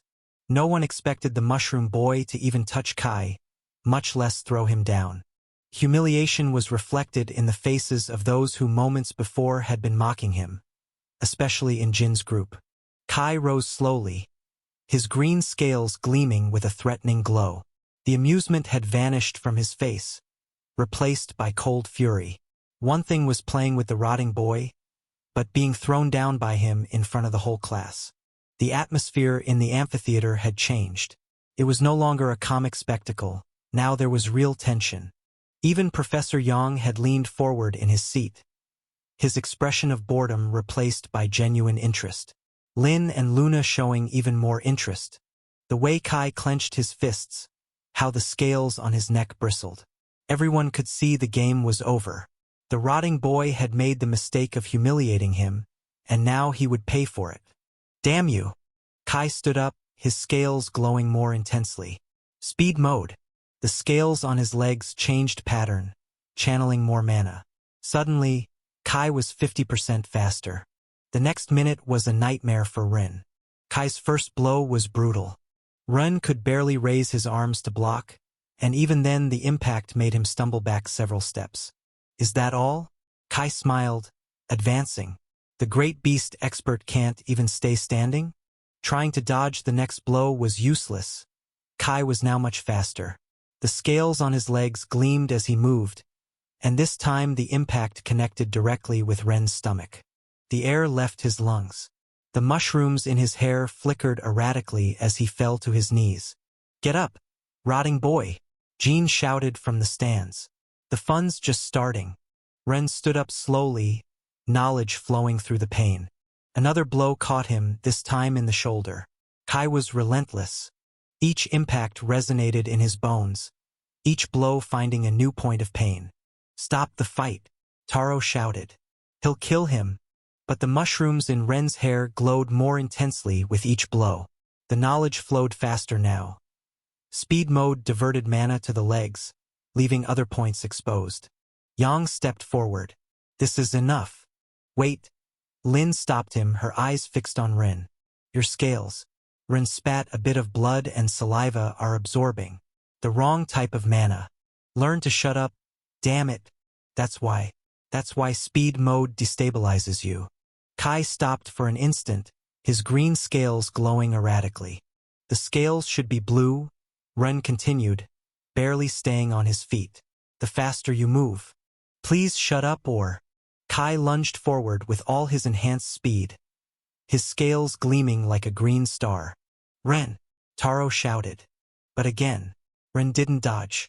At the last second, Ren stepped to the left. His fist, guided by precise knowledge, found the exact point where the mana lines crossed incorrectly. It wasn't a powerful blow. The 10% increase barely made him stronger than a normal child. But it didn't need to be. Kai's scales, overcharged with the wrong mana and strained to the maximum by speed mode, resonated with the impact. The energy pattern, already unstable, collapsed. All the green scales went dark at once. Kai fell to the ground, gasping. His scales, now matte and lusterless, looked like mere patches on his skin. The silence in the amphitheater was absolute. Impossible. Yang stepped forward. Stone scales with a simple speed mode. Ren staggered, barely conscious, forces too much mana through the wrong pattern. One hit in the precise point and he couldn't finish.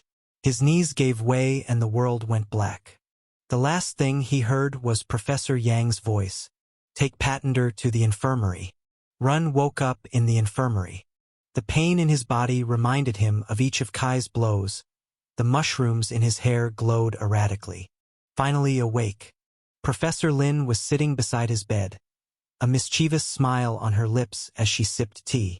You know, it's the first time I've seen someone win a fight while looking so adorably pathetic. She laughed, her eyes sparkling with amusement. Your form is terrible, darling. Your endurance. She clicked her tongue. Well, let's say any novice with any other beast would have more stamina. And your technique. She shook her head. Practically non-existent. Run tried to sit up, every muscle protesting. Lin gently pushed him back to the bed. Boys who let themselves be used as training dummies need to rest a bit while listening. I didn't let. No? She arched an eyebrow, amused. Oh, sorry. I suppose your face and body heroically stopped all those blows on purpose. Despite the pain, Ren couldn't help blushing. But Lin leaned forward, her smile becoming softer. Your combat reading was fascinating. The way you analyzed Kai's scales, how you found the weak point in his mana pattern. That was extraordinary. Why are you here, Professor? Can't I visit my new favorite student? What? I want to train you personally. Ren blinked. Sure he had heard wrong. Train me? But he looked at the mushrooms in his hair reflected in the window. I have the weakest beast. Even if I improve my technique, my limit is. And Lin smiled, but there was something bitter in her expression. Let me show you something. Lin rolled up her sleeve with a theatrical flourish. Look at this. On her arm, white and red feathers gleamed under the light. A swift crane manifested in her skin, its wings forming elegant patterns that ran up to her shoulder. A swift crane, Ren observed, the mushrooms in his hair pulsing with knowledge. But the feather pattern. Lin traced the feathers with a finger. Most cranes can reach silver easily. They're creatures naturally gifted for cultivation, with a clear path to higher ranks. She sat on the edge of the bed, her eyes lost in the feather patterns. Mine was especially promising thanks to my family's resources. The professors said it had potential for silver too, maybe even. Well, pretty impressive, right? Or it was, until this fool, she pointed to herself, ruined her cultivation through impatience. The mushrooms in Ren's hair pulsed as he analyzed. The pattern clearly showed where the cultivation had deviated. Now it's permanently at bronze 1, having reached maturity. Lin continued, pinching Ren's cheek. So let's say I have a weakness for special cases. Why me? Because she leaned in so close their noses almost touched. I saw a little genius today. Sure, a genius who desperately needs physical training, but she winked, that can be fixed. Ren saw a flash of pity in her eyes, though she hid it well behind her playful attitude. And she was right, even a mature beast ruined at bronze 1 was infinitely superior to his spore. At least in others' perception, since he knew the truth. However, Ren could certainly use some extra training. So what do you say? Lin ruffled his hair, making the mushrooms glow. Will you let this ruined assistant professor train the weakest student? The mushrooms glowed as Ren considered her offer. The knowledge showed him that Lin's swift crane could have been extraordinary, and that it wasn't completely lost yet. I accept, he said finally. But, Lin tilted her head, curious. Someday, Ren looked at the feathers on her arm. I'd like to talk to you about your crane's cultivation. Lin blinked, surprised, before letting out a crystalline laugh. How daring! She pinched both his cheeks this time. The little expert wants to fix my cultivation? One thing at a time, darling. First, her smile turned mischievous. Let's see if you can last more than 2 minutes in a real fight. The teacher stood up. Well, enough rest. Lin pulled a small green pill from her pocket. Take this, it will help with the pain and speed up your recovery. Ren swallowed the pill, feeling a pleasant warmth spread through his body. The pain didn't disappear completely, but it became more manageable. Now, to class, Lin helped him up. You have practical economics after battle class. and you can't afford to miss it. With your special condition, you need to excel in all theoretical units if you want to maintain your support. Ren nodded, understanding where the advice came from. Lin believed that with his spore, he would need every point he could get. I'll see you after classes. Lin smiled as she gently pushed him toward the door. And this time try not to provoke anyone who might break your bones before you heal. Okay? The mushrooms in his hair pulsed softly as Ren headed to his next class. The lingering pain reminded him that, despite his victory, he still had a long way to go. Ren arrived limping to the economics classroom. Professor May was already in the middle of her explanation. That's why understanding crystal economy cycles is crucial, she was saying while drawing graphs on the board. The value fluctuates according to the season. Rain crystals, for example, are cheaper during the wet season. Taro waved to him from his seat, pointing to an empty space beside him. Smart merchants, May continued, buy when prices are low and store. But they must consider storage costs and degradation risk. Mr. Pattender, May stopped, her voice sharp. Is punctuality not important for? Professor, Luna interrupted from her seat, her voice cold and precise. Professor Yang sent him to the infirmary. There should be a note I left on your desk. Please continue the class. May checked her desk, finding a paper she had ignored. Her expression didn't change. Take your seat, Mr. Pattender. As I was saying, smart merchants buy when prices are low and store. But they must consider storage costs and degradation risk. Ren slipped in beside Taro, ignoring the whispers around him. As Ren sat down, he noticed his companion had taken detailed notes from the first part of the class. A well-stored iron crystal, May continued, can increase its value by up to 30% if sold at the right time. Most still saw him as the rotting boy. They thought it had been luck. A single quasi-victory wouldn't change their perception.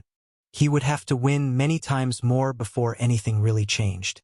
But Luna had defended him again, even if perhaps indirectly. After economics came crystal gathering class. Welcome to the crystallography laboratory. Professor Song placed several samples on the main table. Before taking you to the mines, you must learn to identify what you're looking for.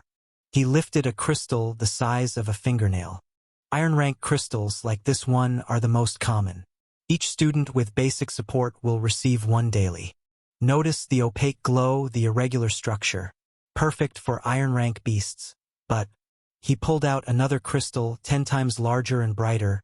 Compared to a bronze one, the difference is obvious. The students leaned forward, fascinated. Bronze rank ones are rarer and more expensive. Each is worth 10 iron ones. After 6 months of steady progress, you'll be able to receive one of these daily. If you pass your exams, of course. Luna, in the front row, watched with interest as the professor lifted a crystal the size of a strawberry. Silver crystals are worth 100 iron ones. And gold ones. He held one the size of a fist, 1,000. Though I doubt many of you will need them. His gaze lingered on Luna, whose shadow wolf had gold potential. While the professor continued explaining each type's properties, Ren calculated mentally. The crystals he would need for his evolution were bronze rank. 10 times more expensive than what Taro would use. The mushrooms in his hair pulsed softly. Somehow, he would have to find a way to get them. Truly motivated students wonder how to obtain higher rank crystals. The professor smiled at the eager looks. There are 3 paths to prove you deserve the next level of support in my semester exams. He drew 3 paths. The first and most direct. Evolve your beast to the next rank. Though his smile became knowing, most prefer to study more before risking their cultivation, so few take this route. Several students nodded. A mistake in evolution could ruin their lives. The second path is presenting a thesis detailing your evolution method. You must demonstrate deep understanding and a viable plan. He pointed to the second branch of the projection. It's the most popular option. Ren noticed how many of his classmates relaxed. It was the safest path. And the third. The professor made a dramatic pause. Prove you can get the support by yourself. Murmurs filled the classroom. If you can obtain crystals and synthesis materials on your own, without buying them with your family's money, of course, They can be from within the school or acquiring them in practical classes. The academy will match your collected amount. His eyes gleamed. That's why we're an expensive school. But that's also why you can recover much of your investment if you demonstrate capability. His expression turned serious. Of course, venturing to get materials has its risks. The academy isn't responsible for your safety if you choose this path. That's why most prefer the thesis. Though, regardless of the path you choose, you must pass the theoretical exams of all your classes to advance. Knowledge is the foundation of all successful cultivation. Now, Song smiled. Who wants to see where we find these treasures? The students straightened with renewed interest. They're safe areas, of course, he smiled, specifically designed for students to practice gathering without excessive risks. Though, that doesn't mean it's easy. The mushrooms in Ren's hair pulsed. If there were official practice caves, that meant the academy had a whole network of tunnels under its buildings. Perhaps the ruins he sensed. Don't forget to bring your book on crystal types. The professor interrupted his thoughts. You'll need them to identify valuable deposits. As students began to leave, Ren couldn't help but smile. The practice caves would be perfect cover for exploring deeper, where the real secrets waited. Welcome to the East Cave. Professor Song led them toward a reinforced entrance. One of our 4 practice zones and conveniently the closest to the Gray Wing. Ren and Taro exchanged a significant look. The proximity wasn't coincidence. Poorer students tended to spend more time in the mines. The practice mines were well-lit tunnels, nothing like the natural caves outside. Groups of older students worked on the walls, carefully extracting crystals. The tunnel descended in a gentle spiral, with depth markers every 25 meters. Song pointed at the walls. These are safe practice areas. But remember, even here a mistake can be costly. You must learn to identify veins. We don't want you confusing a solid deposit with a liquid one and getting poisoned by mana gases. Also, mana density increases exponentially with depth, explained Song, stopping beside a 50-meter mark. The first levels are completely safe. The mana is barely more concentrated than on the surface. But observe this. He pulled out a detector crystal, a simple instrument that glowed in the presence of mana. At this depth, its light was dim but constant. Every 50 meters, the concentration doubles, he continued as they descended. At 100 meters, where our regular patrols end, the density is 4 times higher than on the surface. And the monsters, as if on cue, a distant roar resonated from the depths. Several students tensed. Every 50 meters, the concentration doubles, Song continued as they descended. At 100 meters, where our regular patrols end, the density is 4 times higher than here on the surface. And the monsters, as if on cue, a distant roar resonated from the depths. Several students tensed. Beasts are attracted to crystal deposits. Song smiled at their reaction. The deeper you go, the stronger the mana density. And the more dangerous the visitors it attracts. And remember, these aren't normal monsters. They're the abyssals from the hordes the army fights. Several students tensed again. But don't worry, Song smiled. We maintain rotating guards down to 150 meters to eliminate any displaced monsters. The mana-hungry beasts in this zone are more pathetic than dangerous, really. If you want to understand how it's similar to the outer forests, though concentration increases more rapidly down here. At 100 meters, the density barely equals that of the iron ring outside. Relatively safe. Though at 200, he made a significant pause. Well, let's say there's a reason only specialized teams venture that deep.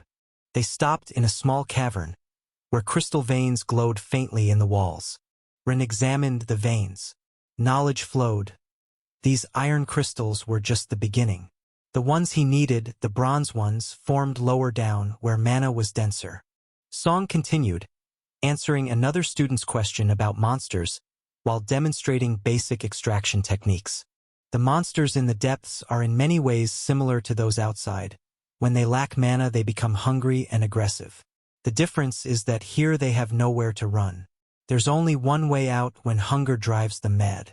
Another roar, deeper than the previous one, emphasized his words. But Ren barely listened. The mushrooms in his hair pulsed ever stronger. as if detecting something in the depths. If the practice caves connected to the ancient ruins. However, Song smiled while storing his pick. Not everyone fears them. Some particularly. Motivated students sometimes form teams and risk going beyond the safe zone. I don't recommend it, but if someone is foolish enough to try. He looked meaningfully at the gray wing students, at least do it in groups. Ren observed Taro working on a nearby vein. His digger beetle, even unevolved, had a natural advantage in tunnels. If he could help him reach his true potential. He needed those bronze crystals for his own evolution too. But more than that, he needed an ally. Song distributed basic mining equipment. Small picks, simple detectors, containment bags. Professor, a student raised her hand. Is it true we can keep what we find? Absolutely, Song nodded. Any material you obtain by your own means in these mines counts. But remember, only what you extract yourselves and only in designated areas. Though I doubt many of you will need to search so deep. Besides, after the first year, these caves barely provide useful materials. His comment was clearly directed at wealthy students, who didn't need to risk themselves for a few extra crystals. Next week, Song concluded as they returned to the surface, we'll begin real excavations. Study your notes on crystallization patterns. Run calculated. The ruins must be beyond 200 meters, where guards didn't patrol. It would be dangerous, but with the right knowledge. He just had to find a way to reach them without being detected. Professor Song led them back to the building and set them free. Having finished crystal gathering class, Ren and his companions found themselves in a flow of students heading in different directions. No more classes? Ren asked, confused. Lu, Taro called to their roommate, who was coming down from an upper floor. Where's everyone going? Lu joined them, his night bat barely visible as a shadow on his shoulder. All right, you're new. The day ends early. Early? Min raised an eyebrow. The academy has a particular system.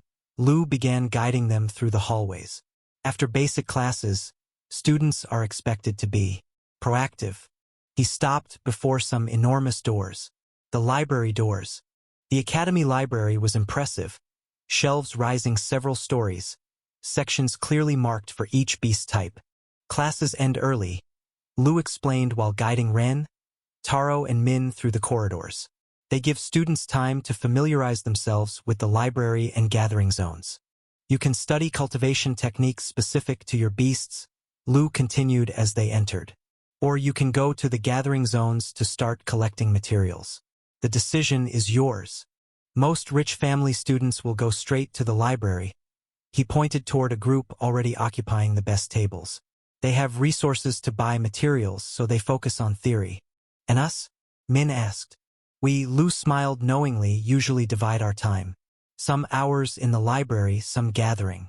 We can't afford to ignore any opportunity. Ren observed the shelves dedicated to fungi and spores. They were considerably smaller than other sections. The library is organized by ranks, Lu explained. Basic techniques below, advanced above. Though he looked at the mushrooms in Ren's hair, I suppose in your case. I'll only need the basic section, yes? Ren completed the phrase, though the mushrooms in his hair pulsed with deeper knowledge. For today I recommend an hour here.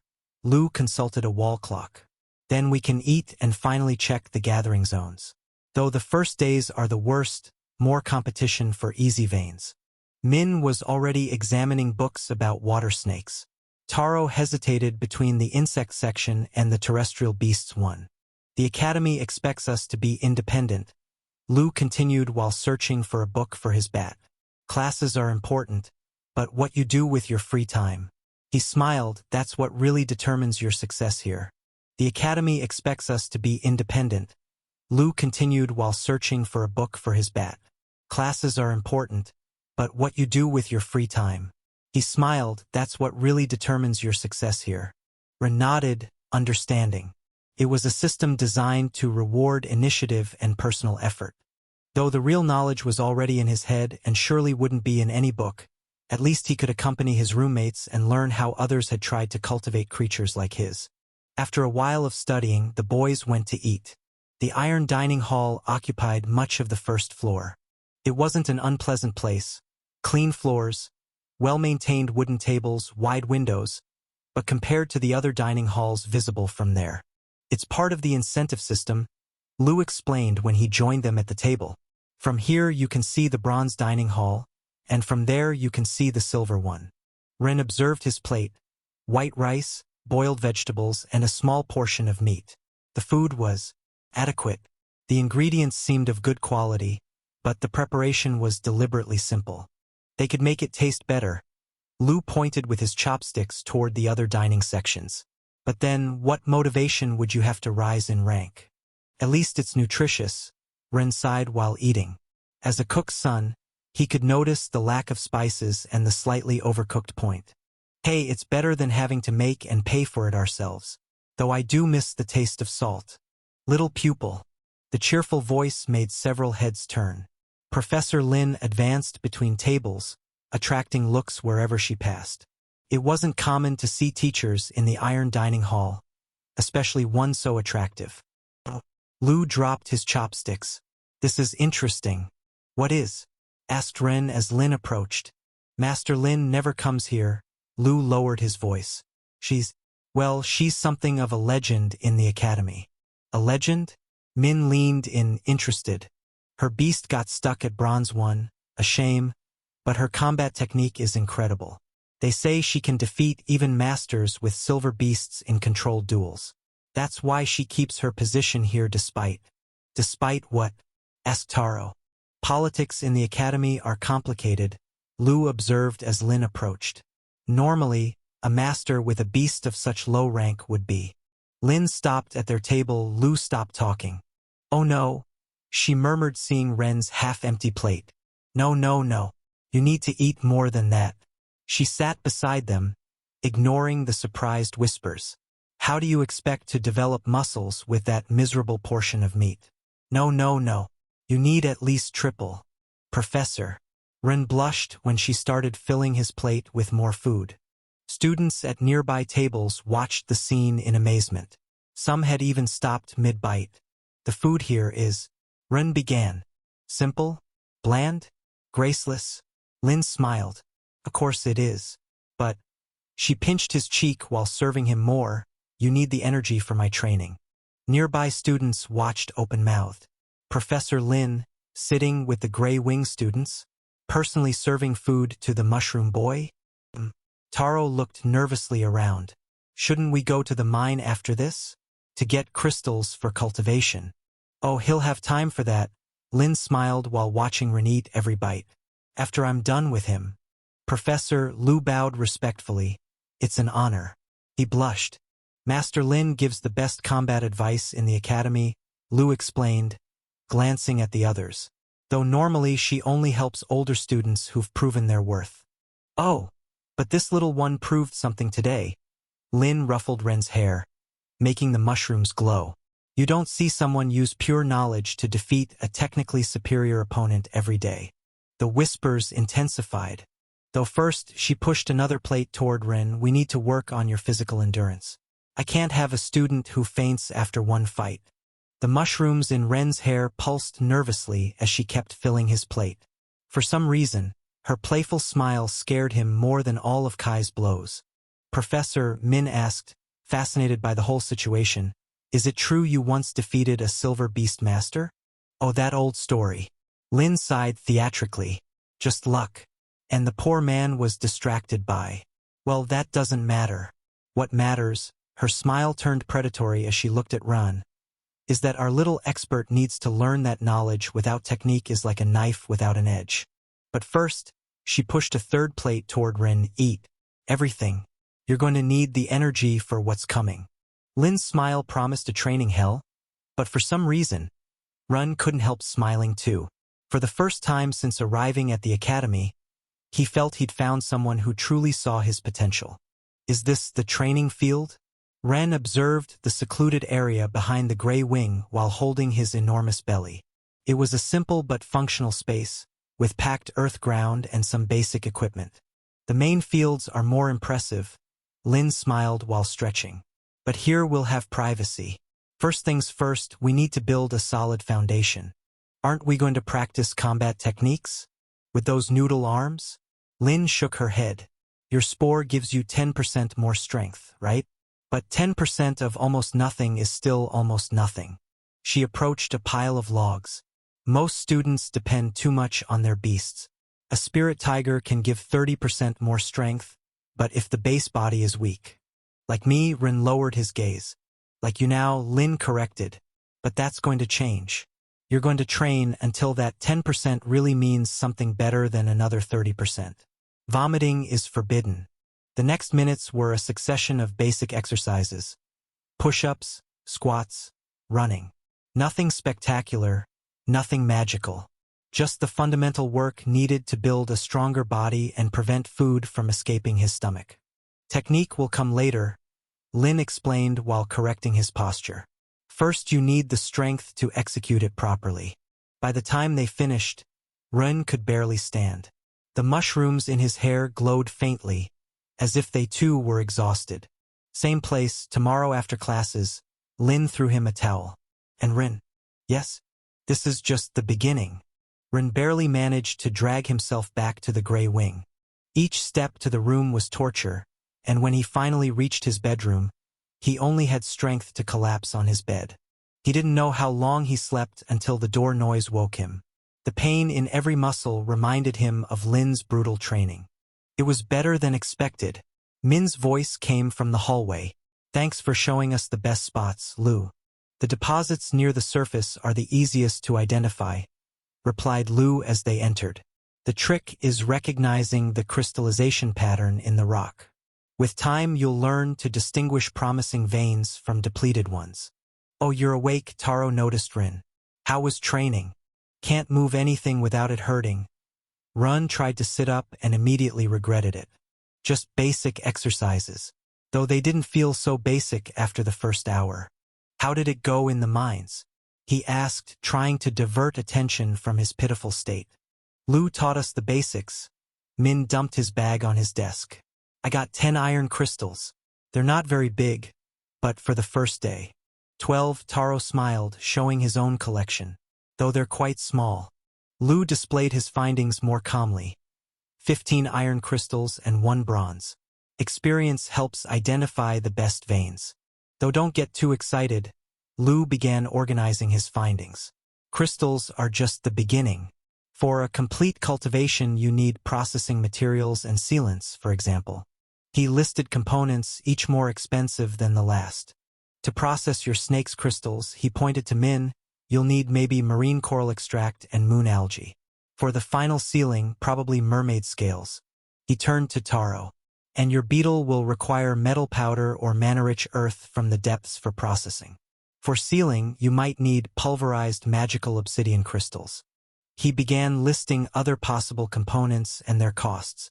For processing, you'll need those specific materials according to your beast. And the final sealing. He shook his head. That's usually even more expensive. Actually, Ren sat up with difficulty. Processing can be simpler than you think. Oh really? Lu arched an eyebrow, his tone between amused and skeptical. Min snake is a freshwater one, not a sea one. It will only need night water lily extract, not marine coral or moon algae, and Taro's crystals. He looked at his companion, only need to be processed under the correct moon's light. It's just the final sealing that will be more complicated. Only moonlight? Lu gave a short laugh. The records are quite clear about processing requirements. Centuries of research. The records also said the beetle couldn't pass bronze, muttered Taro, remembering the morning class. Lu shook his head with both amusement and pity. I understand you want to help, but processing isn't something you can simplify like that. Each component has its function. My beetle does respond better at night, Taro intervened thoughtfully. Even the books mention its nocturnal nature. A beast's nature is one thing, Lu sighed, and crystal processing is quite another. But I suppose, he looked at the mushrooms in Ren's hair, that after what the guys told me about your demonstration today and being trained by Professor Lin, you're entitled to some peculiar theories. Ren held back a smile. The real challenge wouldn't be processing, the correct moonlight was free after all. The real problem would be getting the sealant for the final evolution in 100 days. As I see things, Lu began storing his crystals. It will be an interesting semester. Though I suggest focusing on proven methods before experimenting with alternative theories. The mushrooms in Ren's hair pulsed softly. He didn't expect them to believe him immediately, especially Lu, who had spent a year studying traditional methods. But when Taro's beetle evolved correctly, Taro looked at his crystals thoughtfully. After seeing Ren defeat Kai using knowledge no one else seemed to have, maybe alternative methods were worth considering. By the way, Min changed topics while storing his crystals. What other exercises did Master Lin make you do? Ren groaned, the mere memory making his muscles protest. I'd rather not talk about that. The next morning, Ren stopped in front of the crystal processing classroom. Wei taught 2 classes, and although the professor had been clear about the bet, he wasn't sure if he meant both classes. When he entered, the kids' laughter started immediately. Look who came. Jean smiled from his seat. Didn't the expert have anything better to do? Wei stopped his explanation about processing methods, raising an eyebrow at seeing Ren. Ah, Mr. Patender, Wei smiled with false cordiality. I didn't expect to see you here. Shouldn't you be busy preparing your demonstration? His voice dripped with amusement. I thought I should attend to make sure anyway. Nonsense, Wei waved a hand dismissively. The bet included both classes, right? Asked Ren, ignoring the giggles. Of course. As I said yesterday, you have much to do helping Mr. Taro with his beast and preparing for your other classes. Wei smiled with false kindness. Don't worry about attendance, you'll have it perfect if you win the bet. And if you lose, his smile turned sharp, well, attendance will be the least of your problems. So you can go. Awa, he stopped, correcting himself with exaggerated courtesy. Retire quietly to work on it. Ren nodded slowly and left the classroom. The laughter increased as he left. He could hear someone comment, did he really think he could come? Before the door closed, the mushrooms in his hair pulsed while he considered his options. Free time before battle class. The library wouldn't be much help, at least not in beast topics. Most texts just repeated the same limited information. And though May's economics class was fascinating, for now he had all the basic concepts clear, so the library was excluded for today. I could take advantage to collect some crystals, he thought while heading toward the practice mines. If I start now, before other students finish their classes. Oh, but look who we have here. Ren froze mid-step. That cheerful voice. I could take advantage to collect some crystals, Ren thought while heading toward the practice mines. If I start now, before other students finish their classes. Oh, but look who we have here. Ren froze mid-step. That cheerful voice. My favorite student. Lin appeared from nowhere, practically materializing in front of him. What are you doing wandering the halls at this hour? Shouldn't you be in class? Professor Wei gave me permission to. Free time. Lin's eyes sparkled with a joy that made Ren instinctively step back. What a coincidence. I have this hour free too. Actually, I was going to the mines to exercise. Lin grabbed his arm. How dedicated. I was just thinking you needed more work on your core endurance. No, I meant to collect CRYST. Excellent idea. Lin began dragging him in the opposite direction from the mines. We'll collect muscles. Though she pinched his arm. First we need to find them. Where did you hide them, little one? Professor, I really need to get some materials. Oh, you also need to get some endurance. And look, we have all morning to work on it. The mushrooms in Ren's hair pulsed with what seemed like resignation while Lin dragged him toward the training field, humming cheerfully. You know? Lin smiled while opening the field door. I think today we'll focus on leg exercises. Since you seem so eager to go to the mines, I'll help you prepare for all that walking. Ren sighed. Apparently, the universe had other plans for his free morning. Very painful plans. Come on, one last set. Lin smiled while Ren struggled to complete another series of exercises. Every muscle protested from the previous day's training. The push-ups that were already difficult had become almost impossible. Can't. Ren panted, his arms shaking. Oh? Lin crouched beside him. Does the little expert give up so easily? After beating a boy with stone scales? That was different. True. That was luck and knowledge. She pinched his cheek. This is hard work. Which would you prefer backing you up next time? All of them. Ren tried another push-up, but his arms gave way. The mushrooms in his hair pulsed weakly, as if they too were exhausted. Lin watched him struggle a moment longer before sighing theatrically. All right, I suppose I've been a bit cruel. She pulled another green pill from her pocket. Here, this will help with recovery. More magic pills? Nothing magical, just my basic fatigue medicine. She winked. Can't have my student dying on his second day, right? As the pill's effect spread through his body, Lin helped him complete the last exercises. The pain didn't disappear completely, but at least now he could move without wanting to scream. Just in time, Lin heard the bell. Time for battle class. Can't I take a break? After I gave you a pill? She dragged him toward the main field. Besides, today is special core training for everyone. The main field was already full when they arrived. Yang watched as students organized themselves in rows. After yesterday's evaluations, he announced it's clear most need basic strength work. Powerful beasts are useless without a solid foundation. The exercises that followed were similar to those Lin had made him do, but Ren was already exhausted before starting. Look at the rotting boy, someone whispered when Ren stumbled during an exercise. Already tired? What did you expect? Another answered between laughs. With that pathetic spore. Less talk, more movement. Lin passed between the rows, correcting postures.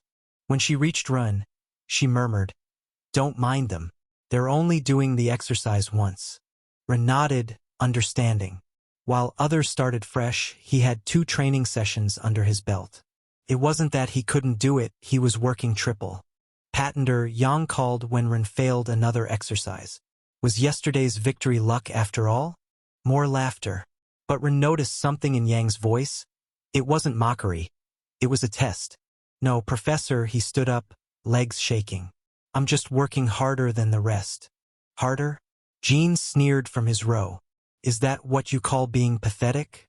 Continue, Yang ordered, silencing everyone. But Ren caught a slight smile on his face. As class progressed, Ren kept pace through pure determination. Lin was right, if he wanted to compete at his best, he needed to work harder than everyone else. His spore gave him knowledge, but the body to use it, that he would have to earn. The mushrooms in his hair pulsed stronger, as if approving his resolution. The laughter and mockery continued, but now they felt distant, irrelevant. It didn't matter what they said. They only saw the present. He was building his future, one aching muscle at a time. Wasn't so bad. Lin smiled as students left the training field. You just need to build more endurance. Ren, still panting, looked at her incredulously. Oh, and about mornings. Lin began collecting training equipment. Since a certain professor gave you free time, we'll continue with the routine. But, she raised a finger at Ren's horrified expression. You can dedicate afternoons to collecting crystals. Really? Of course. We'll have night training, but it'll be lighter, just to maintain the improvement pace. Her playful smile returned. And I always have more recovery pills. Ren didn't know whether to feel relieved or worried, though the promise of another pill at day's end was tempting. May's history class proved surprisingly basic. While the professor explained the formation of the first cities and their relationship with low mana concentration zones, Ren found he already knew most of the material. His old father had liked to tell him all sorts of things. The first cities were established in areas where mana was low enough to keep powerful beasts away, May explained. That's why our city is where it is. The mana here isn't enough to maintain even iron rank beasts without cultivation. And that's why the ruins under the academy are so interesting, thought Ren while his mushrooms pulsed. A place with dense mana under a naturally mana-poor zone. Finally came the crystals gathering class. Song handed out their mining equipment. Small but sturdy picks, basic mana detectors, and special bags for crystals. Ren, Min called him as they headed to the caves. Lu taught us some tricks yesterday. Want us to show you?